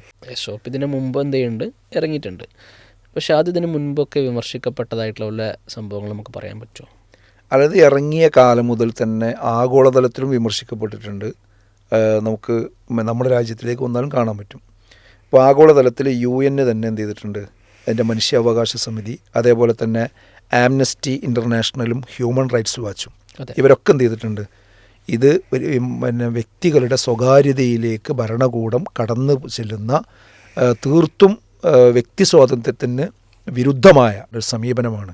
അതായത് സ്വകാര്യമായിട്ട് ആളുകളെ ഈ രീതിയിൽ നിരീക്ഷിക്കുക എന്നുള്ളത് എന്തല്ല, ശരിയായ നിലപാടല്ല എന്ന രീതിയിൽ ആഗോളതലത്തിൽ തന്നെ വിമർശിക്കപ്പെട്ടിട്ടുണ്ട്. പ്രത്യേകിച്ച് ഈ മുൻവിധിയോടുകൂടി, പ്രത്യേകിച്ച് ഒരു ഇസ്ലാമിക സംസ്കാരങ്ങളെ മാത്രം ഉയർത്തിക്കാട്ടി പ്രശ്നവൽക്കരിക്കുന്നതിനെ അവരെടുത്ത് ചൂണ്ടിക്കാണിച്ച് പറയുകയും ചെയ്തിട്ടുണ്ട്. ഒന്ന്. പിന്നെ ഇന്ത്യയിലേക്ക് വന്നു കഴിഞ്ഞാൽ നമുക്കറിയാം സുപ്രീം കോടതി, അതേപോലെ തന്നെ ഹൈക്കോടതി, ഇവിടുന്നൊക്കെ നിരീക്ഷണങ്ങൾ ഈ വിഷയത്തിലുണ്ടായിട്ടുണ്ട്. അതിൽ പ്രധാനപ്പെട്ടൊരു കേസാണ് പുട്ടസ്വാമി വിധി, പുട്ടസ്വാമി ജഡ്ജ്മെൻറ്റ്. അത് 2017 അത് റൈറ്റ് ടു പ്രൈവസി എന്നുള്ള ആ ഒരു ആർട്ടിക്കിൾ 21 വകുപ്പുണ്ടല്ലോ, ആ വകുപ്പിന് എതിരാണ് ഇത് എന്ന് സുപ്രീം കോടതി നിരീക്ഷിച്ചിട്ടുണ്ട്. അതേപോലെ തന്നെ ഹൈക്കോടതിയും നിരീക്ഷിച്ചിട്ടുണ്ട്. പിന്നെ മാത്രമല്ല പ്രമുഖരായ അഭിഭാഷകർ, മനുഷ്യാവകാശ പ്രവർത്തകർ, ഇവരൊക്കെ ഈ വിഷയത്തിൽ എന്ത് ചെയ്തിട്ടുണ്ട്, രംഗത്ത് വന്ന് ഇത് ഒരു മോണിറ്ററിങ്ങോട് കൂടിയായിരിക്കണം ഭരണകൂടം ഇങ്ങനെ ആരും എതിരില്ലാത്ത രീതിയിൽ പക്ഷപാതപരമായി നടപ്പാക്കുന്ന രീതി ശരിയല്ല എന്നുള്ള നിരീക്ഷണങ്ങൾ പലപ്പോഴും വന്നിട്ടുണ്ട്. പക്ഷെ അത് പലപ്പോഴും എന്തല്ല, അത് കേൾക്കേണ്ട ആളുകൾ കേൾക്കാറില്ല, കാണേണ്ടവർ കാണാറില്ല എന്ന് മാത്രം. ഗ്ലോബലി നമ്മൾ നോക്കിയാൽ UN-ൻ്റെ അടിസ്ഥാനത്തിൽ നോക്കിക്കഴിഞ്ഞാലും അതുപോലെ തന്നെ ഇൻ്റർനാഷണൽ ലോയിൽ നോക്കിക്കഴിഞ്ഞാൽ നമ്മളത് സ്റ്റേറ്റ് ലോകളിലേക്ക്, അതിൽ രാജ്യത്തിൻ്റെ നിയമങ്ങളിലേക്ക് വന്നു കഴിഞ്ഞാലും ഒരുപാട് വിധികളും നിർദ്ദേശങ്ങളും വന്നിട്ടുണ്ട്. പക്ഷേ ഇതൊക്കെ പാലിക്കപ്പെടുന്നുണ്ടോ ചോദിച്ചാൽ സംശയം. അപ്പോൾ എന്താ ഇതിനുള്ളൊരു പരിഹാരം? ഇതിനുള്ള പരിഹാരം എന്ന് പറഞ്ഞാൽ പ്രധാനമായിട്ടും ഒന്ന് നിയമപരമായിട്ടും ഭരണഘടനാപരമായിട്ടുള്ള ശരിയായ പ്രതിരോധം തന്നെ. അതിൽ ഇപ്പോൾ ആർട്ടിക്കിൾ 14, 21, അതേപോലെ തന്നെ 25 ഇതിനൊക്കെ എതിരാണെന്ത്, ഇത് വസ്തുനിഷ്ഠമായിട്ട് നമ്മൾ പരിശോധിക്കുകയാണെങ്കിൽ ഈ സംഗതികൾ. പിന്നെ മാത്രമല്ല, അപ്പോൾ എന്ത് ചെയ്യണമെന്ന് വെച്ചാൽ ഇത് ശരിക്കും പഠിക്കാൻ നിയമവിദഗ്ധർ, റിട്ടയർഡ് ജഡ്ജിമാർ, ഇത്തരം ആളുകളൊക്കെ ഈ വിഷയം ശരിക്ക് ഒന്ന് പഠിച്ച് ഇത്തരം സംഗതികൾ ചെയ്യുന്നത്, പക്ഷപാതപരമായി ചെയ്യുന്ന രീതി നമ്മുടെ ഭരണഘടനയ്ക്കും വ്യക്തി സ്വാതന്ത്ര്യത്തിനൊക്കെ എതിരാണ് എന്നത് പഠിച്ചുകൊണ്ട് തന്നെ സമൂഹത്തെ ബോധവൽക്കരിക്കുക എന്നുള്ളത് പ്രധാനപ്പെട്ട കാര്യമാണ്. പിന്നെ കോടതികളെ സമീപിക്കുക എന്നുള്ളതാണ്. പക്ഷേ കോടതികളെപ്പോൾ ഈ സന്ദർഭത്തിൽ സമീപിച്ചാൽ എന്താണ് അതിന് വിധി വരിക എന്നുള്ള സംബന്ധിച്ച് വേറെ നമ്മൾ ആലോചിക്കേണ്ട ഒരു സമീപനമുണ്ട്. ചില വിധികളൊക്കെ കാണുമ്പോൾ നമുക്ക് അങ്ങനത്തെ ഒരു പ്രയാസം കാണുന്നുണ്ട്. പിന്നെ എന്തായിരുന്നാലും അധികാരികൾക്ക് നിവേദനം കൊടുക്കുക, അവരുടെ ശ്രദ്ധയിൽപ്പെടുത്തുക, ഞങ്ങൾക്കിങ്ങനെ ഒരു കൺസേൺ ഉണ്ട്, ഈ രീതിയിൽ ഏകപക്ഷീയമായി കൊണ്ടുപോകുന്ന ശൈലി ഒരിക്കലും എന്തല്ല, ശരിയല്ല എന്നത് ഉത്തരവാദപ്പെട്ടവരെ അറിയിക്കുക, മുൻകൂട്ടി അറിയിക്കുക, ബോധവൽക്കരിക്കുക എന്നത് വളരെ പ്രധാനമാണ്. പ്രത്യേകിച്ച് ഇപ്പോൾ കേരളത്തെ സംബന്ധിച്ചിടത്തോളം ഇത്തരം ഒരു ഫാസിസ്റ്റ് അജണ്ടകൾ ഒരിക്കലും അംഗീകരിക്കാത്ത ഒരു സർക്കാർ സംവിധാനമാണ് നമ്മുടെ കേരളത്തിലുള്ളത്. അതിപ്പോൾ LDF ആണെങ്കിലും UDF ആണെങ്കിലും ആര് ഭരിക്കുകയാണെങ്കിലും പൊതുവേ അവർ പ്രത്യക്ഷമായ നിലപാട് അങ്ങനെ തന്നെയാണ് സ്വീകരിക്കുന്നത്. അതുകൊണ്ട് അവരുടെയൊക്കെ ശ്രദ്ധയിലേക്ക് വിഷയം എന്തുണ്ട് കൊണ്ടുവരേണ്ടതുണ്ട്. കേരളത്തിൽ ഇത്തരം SOPകളും കാര്യങ്ങളും തയ്യാറാക്കുമ്പോൾ അത് ഒരു ഉദ്യോഗസ്ഥന്മാരങ്ങോട്ട് ഒറ്റക്കണ് ചെയ്തു പോകുന്ന രീതിയല്ല ശരി. കാരണം ഉദ്യോഗസ്ഥന്മാർ ഇതിൻ്റെയൊക്കെ ഒരു പകർപ്പായിരിക്കും. ഇപ്പോൾ ഈ ഗുജറാത്തിലൊക്കെ വന്നതിൻ്റെ ഒരു പകർപ്പായിരിക്കും കേരളത്തിലെ ഉദ്യോഗസ്ഥന്മാരും. അപ്പോൾ അതിലൊക്കെ ഭരണകൂടത്തിൻ്റെ ഒരു ജാഗ്രത ഈ വിഷയത്തിൽ വേണം. ഭരണകൂടത്തിന് ജാഗ്രത ഉണ്ടാകണമെങ്കിൽ ഇതിന് വിധേയമാകുന്ന സമുദായങ്ങളും ആളുകളും ഭരണകൂടത്തിൻ്റെ ശ്രദ്ധയിൽ എന്ത് ചെയ്യണം, ഈ വിഷയത്തിൻ്റെ ഗൗരവം ശരിക്കും ഉൾപ്പെടുത്തുക, പറഞ്ഞ് മനസ്സിലാക്കി കൊടുക്കുക. അത് സമുദായ പാർട്ടികൾക്ക് അതിൽ ഉത്തരവാദിത്തമുണ്ട്, സംഘടനകൾക്ക് ഉത്തരവാദിത്തമുണ്ട്, എല്ലാവർക്കും ആ വിഷയത്തിൽ എന്തുണ്ട്, കൃത്യമായ ഉത്തരവാദിത്തമുണ്ട്. പിന്നെ മറ്റൊന്ന് ഇവിടുത്തെ ഇതിന് വിധേയമാകുന്ന സമുദായം എന്നുള്ള മുസ്ലിം സമുദായമൊക്കെ ശ്രദ്ധിക്കേണ്ട ഒരു കാര്യം എന്ന് പറയുന്നത് അതിൻ്റെ സ്ഥാപനങ്ങൾ, അതിൽ പ്രത്യേകമായൊരു ജാഗ്രത പാലിക്കുക എന്നുള്ളത് പ്രധാനമാണ്. കാരണം ഇങ്ങനത്തെ ഒരു വാള് ഇവിടെ വീശി തുടങ്ങുമ്പോൾ നമ്മൾ എന്ത് ചെയ്യേണ്ട പ്രത്യേക ശ്രദ്ധ ആ വിഷയത്തിൽ വേണം. അപ്പോൾ അതിൽ സുതാര്യത ഉറപ്പുവരുത്താൻ ശ്രദ്ധിക്കണം. അതേപോലെ തന്നെ അതിൻ്റെ രേഖകൾ, നിയമപരമായ രേഖകളും കാര്യങ്ങളൊക്കെ ശ്രദ്ധിക്കുക എന്നുള്ളത് വളരെ പ്രധാനപ്പെട്ട കാര്യമാണ്. പിന്നെ സുരക്ഷാ ഏജൻസികൾ ഈ വിഷയത്തിൽ ബന്ധപ്പെടുമ്പോൾ ഭരണഘടനാപരമായ രീതിയിലായിരിക്കണം അവരോട് എന്ത് ചെയ്യേണ്ടത്, നമ്മൾ ഇടപെടേണ്ടത്. അതായത് വളരെ വൈകാരികമായി പ്രതികരിക്കുക, സൈലൻ്റ് ആകുക എന്നതിന് പകരം അവരാ പറയുന്ന കാര്യം ഭരണഘടനാപരമായി സാധുതയുള്ളതാണോ അതിനനുസരിച്ചുള്ള മറുപടികളും കാര്യങ്ങളും കൊടുക്കുക എന്നുള്ളത് അവർ ചെയ്യേണ്ട പ്രധാനപ്പെട്ട ഒരു കാര്യമാണ്. പിന്നെ പൊതുസമൂഹവുമായുള്ള ഒരു സൗഹൃദവും ഒരു സഹകരണവും അത് കുറച്ചുകൂടെ മെച്ചപ്പെടുത്തുക എന്നുള്ളതും ഈ കാലഘട്ടത്തിൽ വളരെ പ്രധാനമാണ്. ഒരു ഇൻറ്റേർണൽ ഫെയ്ത്ത് ഡയലോഗ് എന്ന് പറഞ്ഞല്ലോ, അത് ഈ കാലഘട്ടത്തിൽ നമ്മൾ ഇങ്ങനെ ഒരു കലുഷിതമായൊരു കാലഘട്ടമാവുകൊണ്ട് അങ്ങനത്തെ ഒരു ചില ചർച്ചകൾക്കും സംഗതികൾക്കും എന്ത് ചെയ്യേണ്ടതുണ്ട്, കൂടുതൽ സമയം കൊടുക്കേണ്ടതുണ്ട്. പ്രത്യേകിച്ച് ഒരു ബഹുസ്വര സമൂഹത്തിലെ മുസ്ലിം, ഇസ്ലാം അല്ലെങ്കിൽ പിന്നെ വിശ്വാസി, അയാളുടെ വിശ്വാസം, നിലപാടുകൾ, അനുഷ്ഠാനങ്ങൾ, അവരുടെ മതം, പ്രബോധനം, വിഷയം, ഇത്തരം കാര്യങ്ങളൊക്കെ കുറച്ചുകൂടെ ഒരു പഠന വിധേയമാക്കുക എന്നത് ഈ കാലഘട്ടത്തിൽ മുസ്ലിം സംഘടനകളിലും വളരെ അത്യാവശ്യമുള്ള കാര്യമാണ്. കാരണം എന്താ വെച്ചാൽ ഇതിൻ്റെ ടെക്സ്റ്റുകൾ, വിശദീകരണങ്ങൾ പലതും വന്നിട്ടുള്ളത് നമുക്കറിയാം. ആഗോളതലത്തിലുള്ള പണ്ഡിതന്മാരുടെ ഭാഗത്തു നിന്നൊക്കെ ഉണ്ടാവും. പക്ഷേ ആ പണ്ഡിതന്മാരൊക്കെ ഖുർആനിനെയും ഹദീസിനെയും ഒക്കെ വിശദീകരിക്കുമ്പോഴും വ്യാഖ്യാനിക്കുമ്പോഴും ഫത്വകൾ, മതവിധികൾ പറയുമ്പോഴുമൊക്കെ അവർ ജീവിക്കുന്ന പശ്ചാത്തലത്തിൽ നിന്നുകൊണ്ടായിരിക്കും ആ കാര്യങ്ങൾ സംസാരിക്കുക. കാരണം പ്രത്യേകിച്ച് ഇപ്പോൾ സൗദി അറേബ്യ ആണെങ്കിലും മറ്റു ഇസ്ലാമിക രാജ്യങ്ങളാണെങ്കിലും അവിടെയുള്ള പണ്ഡിതന്മാരെ സംബന്ധിച്ചിടത്തോളം അവർ ജനിച്ചത് അവിടെയാണ്, വളർന്നത് അവിടെയാണ്, അവരവിടെ ഒരു ഇസ്ലാമികമായ ഒരു അന്തരീക്ഷത്തിലാണ് അവർ ജീവിക്കുന്നത്. അപ്പോൾ സ്വാഭാവികമായിട്ടും അവരുടെ മുമ്പിൽ വരുന്ന പ്രശ്നങ്ങളെ ആ ഒരു കോണ്ടെക്സ്റ്റിൽ നിന്നുകൊണ്ടായിരിക്കും അവർ വിലയിരുത്തുക. അതുപോലെ ജനാധിപത്യത്തെ സംബന്ധിച്ചാണെങ്കിലും ബഹുസ്വരതയെക്കുറിച്ചാണെങ്കിലും ഇന്ത്യയെ പോലെയുള്ള ഒരു ബഹുസ്വര രാജ്യത്ത് മുസ്ലിമീങ്ങൾ എങ്ങനെയായിരിക്കണം, മുസ്ലിങ്ങൾ ന്യൂനപക്ഷങ്ങളായിട്ടുള്ള മറ്റു രാജ്യങ്ങളിൽ എങ്ങനെയായിരിക്കണം അവരുടെ ജീവിതം എന്നതിനെക്കുറിച്ച് കുറച്ചുകൂടെ നമ്മുടെ പശ്ചാത്തലത്തിലുള്ള പണ്ഡിതന്മാർ അതിനെക്കുറിച്ച് കൂടുതൽ ഗവേഷണം നടത്തുകയും പഠിക്കുകയും അങ്ങനെ പഠിച്ച ഒരുപാട് ആളുകളുണ്ട്. പക്ഷേ ആ പഠനങ്ങളും കാര്യങ്ങളൊക്കെ ചേർത്ത് വെച്ചുകൊണ്ട് നല്ലൊരു വിദ്യാഭ്യാസം ചെയ്യേണ്ടതുണ്ട്, നമ്മുടെ സമൂഹത്തിന് കൊടുക്കേണ്ടതുണ്ട്. അത് ഇത്തരം സന്ദർഭങ്ങളും സാഹചര്യങ്ങളും അറിയപ്പെടുന്ന മഹാപണ്ഡിതന്മാരുടെ മുമ്പിൽ നമ്മൾ വെച്ചു കൊടുത്താൽ അവരും ഈ രാജ്യത്തിന് അനുകൂലമായ രീതിയിലെ കാര്യങ്ങൾ സംസാരിക്കുള്ളൂ. പക്ഷെ അതിന് പകരം അവിടുത്തെ ഒരു പശ്ചാത്തലത്തിൽ പറഞ്ഞ കാര്യങ്ങളെ നമ്മുടെ നാട്ടിലേക്ക് കൊണ്ടുവന്ന് അത് തെറ്റായ രീതിയിലേക്ക് പ്രചരിപ്പിക്കുന്ന ചില സാഹചര്യങ്ങളെങ്കിലും ഉണ്ടാവാറുണ്ട്. അത്തരം കാര്യങ്ങളിലൊക്കെ അതീവ ജാഗ്രത പാലിക്കുക എന്നത് ഈ കാലഘട്ടത്തിൽ വളരെ പ്രധാനമാണ്. അതിനോടനുബന്ധമായി തന്നെ സൂചിപ്പിക്കാനുള്ളത് വെച്ചാൽ ഒരു ഇൻറ്റേർണൽ അവയർനെസ്, അതും കൂടി ഒരു പ്രധാനമാണ്. അതായത് പുതിയ സാഹചര്യത്തെ മനസ്സിലാക്കി പ്രതികരിക്കാനുള്ളൊരു വിവേകം എന്ത് ചെയ്യണം, ഇസ്ലാമിക പ്രബോധകർക്ക്, ഇസ്ലാമിക പണ്ഡിതന്മാർ പ്രത്യേകിച്ച് ഇന്ത്യയിൽ കേരളത്തിലൊക്കെ എന്ത് ചെയ്യേണ്ടതുണ്ട്, നൽകേണ്ടതുണ്ട്. അതേപോലെ തന്നെ ഇസ്ലാമിൽ തെറ്റിദ്ധരിക്കപ്പെട്ട കാര്യങ്ങളുണ്ടല്ലോ, ആ തെറ്റിദ്ധരിക്കപ്പെട്ട കാര്യങ്ങൾ വസ്തുനിഷ്ഠമായി സമൂഹത്തിന് മുമ്പിൽ എത്തിക്കുക എന്നുള്ളതും പ്രധാനമാണ്. അതേപോലെ തന്നെ ഒരു മീഡിയ ഇൻ്റലക്ച്വൽ മാനേജ്മെൻറ്റ്, ഇതും അതിൽ വളരെ പ്രധാനപ്പെട്ട ഒരു വിഷയമാണ്. അതിപ്പോൾ ഇസ്ലാമോഫോബിയയുടെ ഒരു പശ്ചാത്തലമാണ് ഇതിനൊക്കെ ഇവരെന്ത് ചെയ്യുന്നത്, ഉപയോഗിക്കുന്നത്. ഇങ്ങനത്തെ SOPകളൊക്കെ വളരെ നിർദോഷകരമായി വരികയും ആളുകൾ അതൊരു പ്രശ്നവൽക്കരിക്കാതിരിക്കുകയും ചെയ്യുന്നതിൻ്റെ പിന്നിലുള്ള അടിസ്ഥാനപരമായ കാരണം എന്ന് പറയുന്നത് ഇസ്ലാമോഫോബിക്കായ ഒരു അന്തരീക്ഷം ഇവിടെ ക്രിയേറ്റ് ചെയ്യപ്പെട്ടിട്ടുണ്ടെന്നുള്ളതാണ്. അപ്പോൾ ആ അന്തരീക്ഷത്തെ അഡ്രസ്സ് ചെയ്യുക എന്നുള്ളത് ഈ കാലഘട്ടത്തിൽ മുസ്ലിം സമുദായം ചെയ്യേണ്ട ഏറ്റവും പ്രധാനപ്പെട്ട ഒരു കാര്യമാണ്. അതായത് അതിനിപ്പോൾ രണ്ട് പ്രശ്നമുണ്ട് അവിടെ. ഒന്ന്, ഇസ്ലാമോഫോബിക്കായ അന്തരീക്ഷത്തെ മുസ്ലിം സമുദായത്തിൽ ചില ആളുകൾ അഡ്രസ്സ് ചെയ്യണത് എങ്ങനെയെന്ന് വെച്ചാൽ എന്താണോ വിമർശനമുള്ളത് ആ വിമർശനത്തിനനുസരിച്ച് നമ്മൾ മാറിക്കൊടുക്കുക എന്നുള്ളതാണ്. ഇപ്പോൾ താടിയെ പറ്റി വിമർശിക്കുകയാണെങ്കിൽ ആ താടി ചെറുതാക്കാം, ചെറുതാക്കിയാലും പോരാന്നാണ്, എന്നാൽ പഠിച്ചു കളയാം. അങ്ങനെ മാറിക്കൊടുത്തുകൊണ്ട് ഇസ്ലാമോഫോബിക്കായ അന്തരീക്ഷത്തെ ഇല്ലാതെയാക്കാമെന്ന് ഒരാളും വിചാരിക്കണ്ട. അത് അവസാനം ഇസ്ലാമിനെ മൊത്തം ഒഴിവാക്കി കൊടുത്തെങ്കിൽ മാത്രമേ എന്ത് ചെയ്യുള്ളൂ, ആ വണ്ടി നിൽക്കുകയുള്ളൂ. അതുവരെ അത് വന്നുകൊണ്ടേയിരിക്കും. അപ്പോൾ അവിടെ ചെയ്യേണ്ടത് എന്താ വെച്ചാൽ എന്താണ് തെറ്റുദ്ധാരണം, അത് പറഞ്ഞു മനസ്സിലാക്കി കൊടുക്കുക. അപ്പോൾ ഇസ്ലാമിക പ്രബോധനം, അതിൻ്റെ ചർച്ചകൾ, അത് ആരോഗ്യകരമായി മറ്റു സമുദായങ്ങൾക്കിടയിലും ആളുകൾക്കിടയിലൊക്കെ മനസ്സിലാകുന്ന ഭാഷയിൽ ആ കാര്യം നിർവഹിക്കുന്നതിലേക്ക് കൂടുതൽ കോൺസെൻട്രേറ്റ് ചെയ്യുക എന്നുള്ളത് എന്താണ് ഈ കാലഘട്ടത്തിൽ വളരെ പ്രധാനപ്പെട്ട ഒരു കാര്യമാണ്. അങ്ങനെ ഒരു ബദൽ നരേറ്റീവൻ എന്ത് ചെയ്യേണ്ടതുണ്ട്, ഇവിടെ ഉണ്ടായി വരേണ്ടതുണ്ട്. അല്ലാതെ ഈ വിഷയത്തെ നമുക്ക് അഡ്രസ്സ് ചെയ്യാൻ ഒരിക്കലും കഴിയില്ല. അതായത് ഇസ്ലാമോഫോബിക്കിൻ്റെ നരേറ്റീവിൽ നിന്നുകൊണ്ട് ഈ കാര്യത്തെ കാണുമ്പോൾ ഇതിങ്ങനെ തന്നെ പോവുള്ളൂ. അപ്പോൾ അതിൽ നിന്ന് മാറി എന്താണ് ഇസ്ലാം, എന്താണ് മുസ്ലിങ്ങൾ, ഈ തെറ്റിദ്ധരിക്കപ്പെട്ട വിഷയങ്ങൾ എന്താണെന്ന് പറഞ്ഞ് മനസ്സിലാക്കി കൊടുത്തുകൊണ്ട് അങ്ങനെയുള്ളൊരു നരേറ്റീവിലേക്ക് ഇവിടുത്തെ മുസ്ലിം സമുദായം എന്ത് ചെയ്യേണ്ടതുണ്ട്, കടന്നു വരണം. അത് മുസ്ലിം സംഘടനകളും പണ്ഡിതന്മാരും ഒക്കെ വളരെ ഗൗരവത്തോടു കൂടി ആലോചിക്കേണ്ട ഒരു സംഗതിയാണ്. അപകർഷതാബോധം ഒട്ടുമേ ഈ വിഷയത്തിൽ പാടില്ല. അതായത് കുറേ ആളുകൾ ഒരു പ്രത്യേക രീതിയിൽ അജണ്ട വെച്ചുകൊണ്ട് കുറേ നരേറ്റീവ് ഉണ്ടാക്കി കൊണ്ടുവരുമ്പോൾ അതിനനുസരിച്ച് ഞങ്ങൾ മോശം തന്നെയാണ്, ശരിയാണ്, അങ്ങനെ തന്നെയാണ് എന്ന് പറഞ്ഞ് മാറി മാറി കൊടുക്കുന്നതിന് പകരം ഇത് വളരെ ധൈര്യസമേതം യാതൊരു ഇൻഫീരിയോറിറ്റി കോംപ്ലക്സും ഇല്ലാതെ ഇസ്ലാമിനെ അവതരിപ്പിക്കാൻ കഴിയുക എന്നതാണ് ഈ കാലഘട്ടത്തിൽ പ്രധാനമായി ചെയ്യേണ്ട ഉത്തരവാദിത്വം. നമ്മൾ SOPയിലേക്ക് തിരിച്ചു വന്നാൽ ഇതിൽ ഒരുപാട് വിഷയങ്ങൾ നമ്മൾ ചർച്ച ചെയ്യേണ്ടുന്നൊരു വിഷയമുണ്ട്. പക്ഷെ അതിലേറ്റവും പ്രധാനപ്പെട്ടത് നമുക്കതൊരു 5 ഘട്ടങ്ങളിലായിട്ടാണല്ലോ ഉള്ളത്. ഒന്ന്, ഇത് എങ്ങനെയാണ് പ്രിവെൻറ്റ് ചെയ്യുക, ഇതിൽ ഡിറ്റൻഷൻ എങ്ങനെയാണ് ചെയ്യുന്നത്, ഇത് എങ്ങനെയാണ് കണ്ടെത്തുക, അതുപോലെ അതിനുള്ള പരിഹാരം എന്തൊക്കെയാണ്, നിരീക്ഷണം എന്തൊക്കെയാണ്, അങ്ങനെ 5 ഘട്ടങ്ങൾ. ഈ 5 ഘട്ടങ്ങളിലേക്ക് നമ്മൾ ഇതിൻ്റെ SOPയിലേക്ക് പോയി കഴിഞ്ഞാൽ ഇതിൻ്റെ ഒരു ഫസ്റ്റ് ഫസ്റ്റ് ഘട്ടത്തിൽ ഈ ഒരു SOP നമ്മൾ എൻ്റെ പ്രിൻ്റ് കൃത്യമായിട്ട് നമ്മൾ വായിച്ചൊക്കെ മനസ്സിലാവുന്നുണ്ട്. Who is the radical person, ആരാണ് റാഡിക്കലൈസ്ഡ് ആയിട്ടുള്ളൊരു പേഴ്സൺ എന്ന് പറയുന്നിടത്ത് നമുക്ക് അതിൽ വ്യക്തമായിട്ട് പറയുന്നത്, ഞാൻ മലയാളം വ്യക്തമായിട്ട് വായിക്കാം.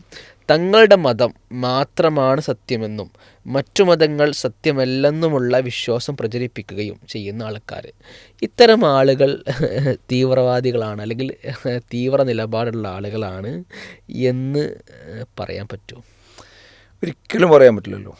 ഒരിക്കലും അത് ശരിയായ നിരീക്ഷണമല്ല. അതായത് എൻ്റെ വിശ്വാസം മാത്രമാണ് ശരി,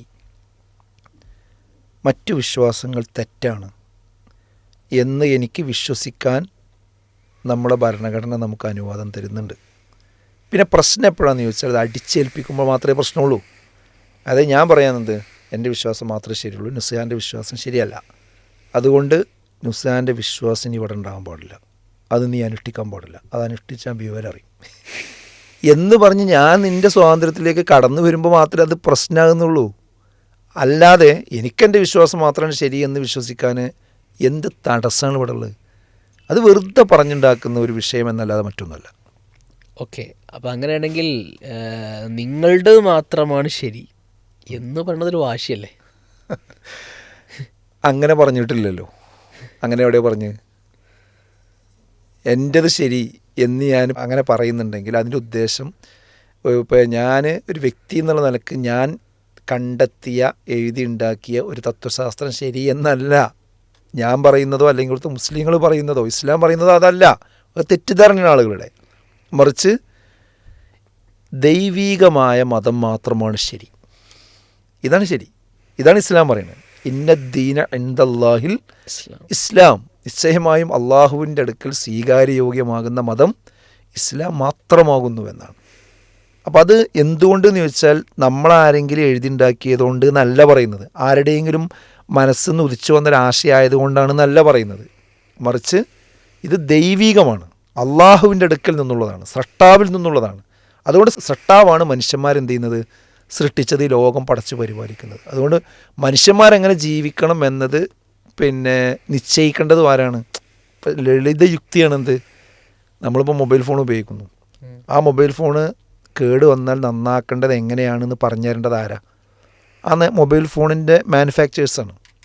അവർ തരുന്ന ഗൈഡ് ലൈൻ ഉപയോഗിച്ചുകൊണ്ട് മാത്രമേ നന്നാക്കിയാലേ നന്നാവുള്ളൂ. അല്ലാതെ വേറൊരു കമ്പനി തന്നുണ്ടാക്കിയാൽ ശരിയാവില്ല. അതുപോലെ അവിടെ മനുഷ്യന്മാരെ സൃഷ്ടിക്കപ്പെട്ടതാണ്, ആ സൃഷ്ടിക്കപ്പെട്ടത് പടച്ചവനാണ്, സൃഷ്ടാവാണ്. അതുകൊണ്ട് മനുഷ്യനെ എങ്ങനെ ജീവിക്കണം, എങ്ങനെ ജീവിക്കരുത് എന്ന മാർഗനിർദ്ദേശം നൽകേണ്ടത് ആരാണ്? സൃഷ്ടാവാണ്. അതിനുവേണ്ടിയാണ് വേദഗ്രന്ഥങ്ങൾ. അതിൽ അവസാനത്തെ വേദഗ്രന്ഥമാണ് വിശുദ്ധ ഖുർആൻ. ആ വിശുദ്ധ ഖുർആൻ മനുഷ്യൻ്റെ മാർഗനിർദ്ദേശക ഗ്രന്ഥമാണ്. അപ്പോൾ അതിൽ ഇത് മാത്രമാണ് ശരി എന്നത് കൃത്യമായി നമ്മൾ വിശ്വസിക്കുന്നു, അതനുസരിച്ച് മുന്നോട്ട് പോകുന്നു. അല്ലാതെ എൻ്റേത് ശരി എന്നുള്ളതല്ല. അങ്ങനെ ഒരു സിമ്പിൾ ക്വസ്റ്റ്യൻ, എൻ്റേത് മാത്രമാണ് ശരിയെന്ന് ബാക്കിയുള്ളവർക്കും പറഞ്ഞൂടെ? എൻ്റെതും ദൈവികമാണെന്നുള്ളത് ബാക്കിയുള്ള മാസത്തേർക്കും പറഞ്ഞൂടെ? പറയാം, വസ്തുനിഷ്ഠമായി തെളിയിക്കണമെന്ന് മാത്രമേ ഉള്ളൂ. അതൊക്കെ ആ ഡയലോഗൊക്കെ നമുക്ക് ഇഷ്ടമുള്ള ഡയലോഗാണ്. ആ ഡിബേറ്റ് നമുക്ക് ആഗ്രഹിക്കുന്ന ഡിബേറ്റ് അതൊക്കെ നടക്കണം. ഇവിടെ എല്ലാ മതങ്ങളും ഉണ്ട്. ഇപ്പോൾ ഒരു മതം പറയണം ഞങ്ങളെ മതം മാത്രമാണ് ദൈവികം എന്ന് അവർ പറയാം, എന്നിട്ടത് ആരോഗ്യകരമായി നമുക്ക് ചർച്ച ചെയ്യാമല്ലോ. അപ്പോൾ ഇവിടെ ഒരുപാട് വേദങ്ങളുണ്ട് അല്ലേ? ഇതൊക്കെ മുന്നിൽ വെച്ചുകൊണ്ട്, അതുപോലെ ഖുർആനും മുന്നിൽ വെച്ചുകൊണ്ട് ഏതാണ് ദൈവികമായ മതം എന്ന ചർച്ച ഇവിടെ നടക്കാമല്ലോ. എന്താ ആരോഗ്യകരമായി നടത്തിക്കൂടെ? അപ്പോഴേക്കും ഇവിടെ ഒന്നും സംഭവിക്കില്ലല്ലോ. അതിന് നമ്മൾ തയ്യാറാണൊരു കുഴപ്പമില്ല. അപ്പോൾ അത് വസ്തുനിഷ്ഠമായിട്ട് പിന്നെ ഖുർആൻ ദൈവികമാകുന്നു എന്നത് നമുക്ക് എന്ത് ചെയ്യാൻ പറ്റും? പ്രൂവ് ചെയ്യാൻ പറ്റും എന്നുള്ളതാണ് ഇവിടുത്തെ വിഷയം. അതിന് ശാസ്ത്രീയമായിട്ട് തെളിയിക്കാൻ പറ്റും, ചരിത്രപരമായിട്ട് തെളിയിക്കാൻ പറ്റും. അത് അതിൻ്റെ വിശദാംശങ്ങളിലേക്ക് കടക്കേണ്ട ഒരു സന്ദർഭമല്ല ഇപ്പോൾ എന്നതുകൊണ്ട് ഞാൻ ആ ഭാഗം അത്രമാത്രം പറയണം. ഖുർആൻ അജയ്യമാണ്. ഇന്ന് വരെ ഖുർആൻ പറഞ്ഞ ഒരു കാര്യം തിരുത്തേണ്ടി വന്നിട്ടില്ല. അത് നന്മയാണെന്ന് പറഞ്ഞത് നന്മയാണ്, അത് തിന്മയാണെന്ന് പറഞ്ഞത് തിന്മയാണ്. ഒരൊറ്റ എക്സാമ്പിൾ ഞാൻ പറയാം. ഇസ്ലാം പറഞ്ഞാണ് എന്ത്, കുട്ടികളെ കൊല്ലാൻ പാടില്ല, അത് ചെറിയ കുട്ടികളെയും കൊല്ലാൻ പാടില്ല, ഭ്രൂണഹത്യയും പാടില്ല. കാരണം എന്താ, മനുഷ്യനെന്ന് പറയുന്നത് മാൻ പവറാണ് ഏറ്റവും നല്ല ഒരു രാജ്യത്തിൻ്റെ സ്വത്ത്. ഇതാണ് ഇസ്ലാമിൻ്റെ കാഴ്ചപ്പാട്. പക്ഷേ നമ്മളെ നാട്ടിലുള്ള കാഴ്ചപ്പാട് എന്തായിരുന്നു? മനുഷ്യന്മാരുണ്ടായി വന്നാൽ അത് കുഴപ്പമാണെന്നുള്ളതായിരുന്നു, അത് ദാരിദ്ര്യം ഉണ്ടാക്കുന്നതായിരുന്നു അല്ലേ? അതുകൊണ്ടല്ലേ ഫാമിലി പ്ലാനിങ് കൊണ്ടെന്ന്. യെസ്. അതിന് മുന്നിൽ നിന്ന രാജ്യം ചൈനയാണ്. നാമവും നമുക്ക് രണ്ട്. അത് നടപ്പാക്കിയ രാജ്യം തന്നെയാണ് നമ്മളെ രാജ്യവും നമ്മളെ കേരള സ്റ്റേറ്റും. ഇപ്പം എന്താ അവസ്ഥ? ഇപ്പം നമ്മൾ സംസാരിച്ചുകൊണ്ടിരിക്കുമ്പോൾ അവസ്ഥ എന്താ? ഇപ്പോൾ വാർദ്ധക്യന്മാർ കൂടിക്കൊണ്ടിരിക്കുന്നു. ചൈനയിൽ എന്ത് ചെയ്തു?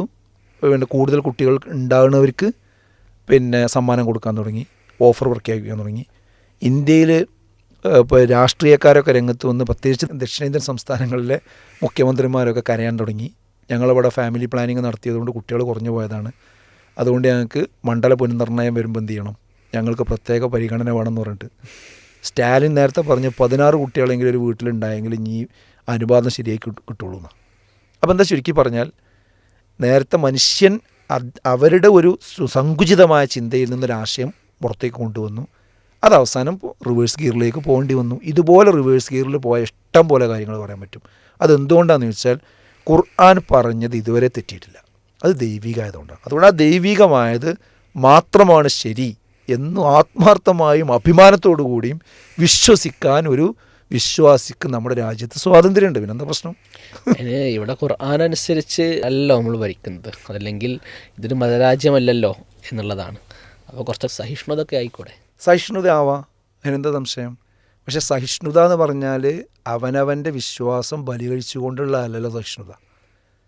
അവനവൻ്റെ വിശ്വാസത്തിലും ആദർശത്തിലും ഉറച്ചു നിന്നുകൊണ്ട് മറ്റുള്ളവരോട് ഒരു സഹവർത്തിത്വത്തോടു കൂടി മുന്നോട്ട് പോവുക എന്നുള്ളതേ അതുകൊണ്ട് ഉദ്ദേശിക്കണുള്ളൂ. അല്ലാതെ പിന്നെ ഭരണഘടന, നിങ്ങൾ ഭരണഘടനയുടെ കാര്യമാണ് പറയുന്നത്, അതൊക്കെ ഒരു തെറ്റിദ്ധാരണയാണ്. ആളുകളുടെ ധാരണയാണ് എന്താ, ഇപ്പോൾ ഒരു ഖുർആൻ്റെ ആളുകൾ ഇവിടെ ഇസ്ലാമിക രാജ്യം എന്നല്ലല്ലോ, അതൊക്കെ ഇസ്ലാമിക രാജ്യത്ത് പോയിട്ട് അവർ പറയട്ടെ, വല്ല സൗദി അറേബ്യയിലും പോയി പറയട്ടെ, ഇവിടെ ഇന്ത്യയിൽ ഇരുന്ന് കണ്ടത് പറയാൻ പറ്റുമോ എന്നൊക്കെ പറയുന്നത് പച്ചക്ക് പറയുന്ന ആളുകളുണ്ട്.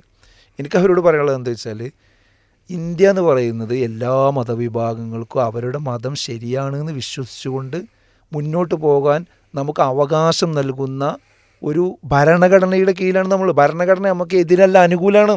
ഞാനീ പറയുന്ന ആശയത്തിന് അനുകൂലമാണ്. ഇവിടെ ഭരണഘടനയുള്ള രാജ്യമല്ലേ? ആ ഭരണഘടനയുള്ള രാജ്യമാണ്, അതുകൊണ്ടാണ് നമ്മളിവിടെ ഇരുന്ന് പറയുന്നത്. അല്ലെങ്കിൽ ഇത് പറയാൻ പറ്റുമോ? അത് ഭരണഘടനയുടെ പ്രത്യേകത എന്ന് പറഞ്ഞാൽ ചില്ലറയല്ല. ഭരണഘടന 25-ാം അനുച്ഛേദം ആർട്ടിക്കിൾ 25 ഓരോ പൗരനും 4 പ്രധാന ഉറപ്പുകൾ എന്ത് ചെയ്യുന്നുണ്ട്, നമ്മുടെ ഭരണഘടന നൽകുന്നുണ്ട്. അതിലൊന്ന് ഏറ്റവും പ്രധാനപ്പെട്ട് മനസ്സാക്ഷിക്കുള്ള സ്വാതന്ത്ര്യം എന്നുള്ളതാണ്. അതായത് ഏതെങ്കിലും ഒരു മതം ഉൾക്കൊണ്ടുകൊണ്ടും ജീവിക്കാം, മതം ഉൾക്കൊള്ളാതെയും വേണമെങ്കിൽ എന്ത് ചെയ്യുക, ജീവിക്കുക. അത് അവനവൻ്റെ ഇഷ്ടം ഏതാണോ അതനുസരിച്ച് ജീവിക്കാനുള്ള അവകാശം ഒന്നത്. രണ്ടാമത്തത് പ്രൊഫസാണ്. അതായത് അത് മനസ്സിൽ വെച്ചാൽ പോലെ അത് പ്രഖ്യാപിക്കുക.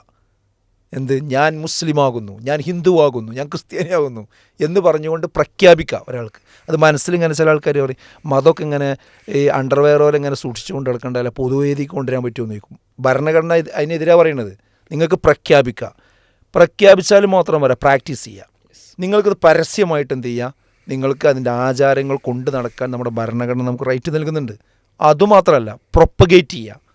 ഇത് എനിക്കെന്ത് ചെയ്യാൻ നുസ്ഹാനോട് പറയാം, ഇത് മാത്രമാണ് ശരി, ഈ ശരി നീ ഉൾക്കൊള്ളണം, ഇന്ന ഇന്ന കാരണങ്ങൾ കൊണ്ടാണ്. അപ്പോൾ നിനക്കെന്ത് ചെയ്യുക, നിൻ്റെ ശരി നിന്നെ എന്നോട് പറയാം, അപ്പോൾ അതിൻ്റെ മറുവശം എനിക്ക് പറയാം. ആ ഡിബേറ്റ് ഇവിടെ നടക്കാം, അത് അങ്ങോട്ടും ഇങ്ങോട്ടും പ്രബോധനം നടത്താം, അതിന് ലഘുലേഖ ഇറക്കുക, അതിന് പുസ്തകം തയ്യാറാക്കുക, അതിന് പ്രഭാഷണം നടത്താം, അതിന് സമ്മേളനം നടത്താം. ഇതിനൊന്നും ഇവിടെ എന്തില്ല, ഒരു പ്രശ്നവും നമ്മുടെ ഭരണഘടനയിൽ നമുക്ക് കാണാൻ പറ്റില്ല. പിന്നെ മാത്രമല്ല, പിന്നെ രണ്ടാമത്തെ കാര്യം എന്ന് പറയുന്നത്, സ്വന്തം ആശയം ശരിയാണ് എന്ന് കരുതുന്നത് ഇപ്പോൾ കുറ്റകരമാണോ? അല്ല. ഈ ഭരണഘടന അനുസരിച്ച് ഒരിക്കലും അത് കുറ്റകരമല്ല.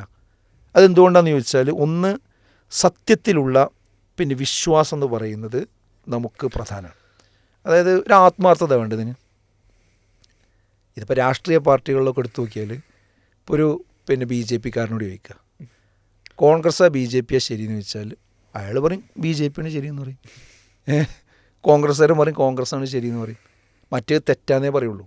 അത് രാഷ്ട്രീയ പാർട്ടികൾ തമ്മിൽ അങ്ങോട്ടും ഇങ്ങോട്ടും പറയുമ്പോൾ ഈ പ്രശ്നമേ വരുന്നില്ല. പക്ഷെ മതങ്ങൾ അങ്ങോട്ടും ഇങ്ങോട്ടും ഇത് പറയുമ്പോൾ അതാണ് അവിടെയാണ് എന്ത് ചെയ്യണത്, ഇതൊരു പ്രശ്നമായിട്ട് പലപ്പോഴും. ഞാൻ പറയുന്നത്, നമ്മളെ മതത്തിൽ ആത്മാർത്ഥമായിട്ട് വിശ്വസിക്കുന്നുണ്ടെങ്കിൽ എൻ്റെതാണ് ശരി, എൻ്റെത് മാത്രമാണ് ശരി എന്ന് വിശ്വസിക്കാൻ കഴിയണം. അല്ലാതെ എല്ലാം ശരിയാണെന്ന് വിശ്വസിക്കുന്ന ഒരാൾക്ക് എന്തിനാ ഒരു പ്രത്യേക മതത്തിൽ മാത്രം നിൽക്കുന്നത്?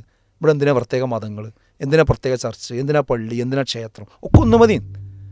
വെറുതെ നല്ല വേസ്റ്റ്. ഒറ്റ സ്ഥലം എടുക്കുക, ഒറ്റ ബിൽഡിംഗ് ഉണ്ടാക്കുക, എന്നിട്ട് അതിലെല്ലാവരും അവനാനും പറ്റണമൊക്കെ എന്ത് ചെയ്യുക, ചെയ്തു പോയാൽ പോരെ. എന്താ അങ്ങനെ ചെയ്യാൻ പറ്റാത്തത്? അത് ഓരോ മതത്തിനും അതിൻ്റേതായ വിശ്വാസങ്ങളും ആചാരങ്ങളും കാര്യങ്ങളും അതായത് അവരൊക്കെ ആത്മാർത്ഥമായിട്ട് വിശ്വസിക്കുന്നുണ്ട്. അതിങ്ങനെ കാപട്യത്തോടുകൂടി കബളിപ്പിച്ചുകൊണ്ട് വിശ്വസിക്കുന്ന ആളുകളുണ്ട്, അവർക്കിങ്ങനെയൊക്കെ ആവാം. പക്ഷെ ആത്മാർത്ഥമായിട്ട് വിശ്വസിക്കുന്ന ആളെ സംബന്ധിച്ചിടത്തോളം അതിൽ സത്യസന്ധത കാണിക്കണം എന്നുള്ള കാര്യത്തിൽ സംശയമില്ല. പിന്നെ ബലപ്രയോഗത്തിന് ഭരണഘടന അനുവദിക്കണില്ല, ഇസ്ലാമാണെങ്കിൽ ഇസ്ലാം അനുവദിക്കണം. ലാ ഇക്റാഹ ഫിദ്ദീൻ എന്നാണ്. ഒരിക്കലും നിങ്ങൾ മതം ചെയ്യാൻ പാടില്ല, അതിൽ ബലം പ്രയോഗിക്കാൻ പാടില്ല എന്ന് കൃത്യമായിട്ട് പറഞ്ഞിട്ട് കാര്യങ്ങൾ പറഞ്ഞു കൊടുക്കുക, വിശദീകരിക്കുക, ഉൾക്കൊള്ളുക, അല്ലാത്തവൻ എന്ത് ചെയ്യുക, ഒഴിവാക്കാം.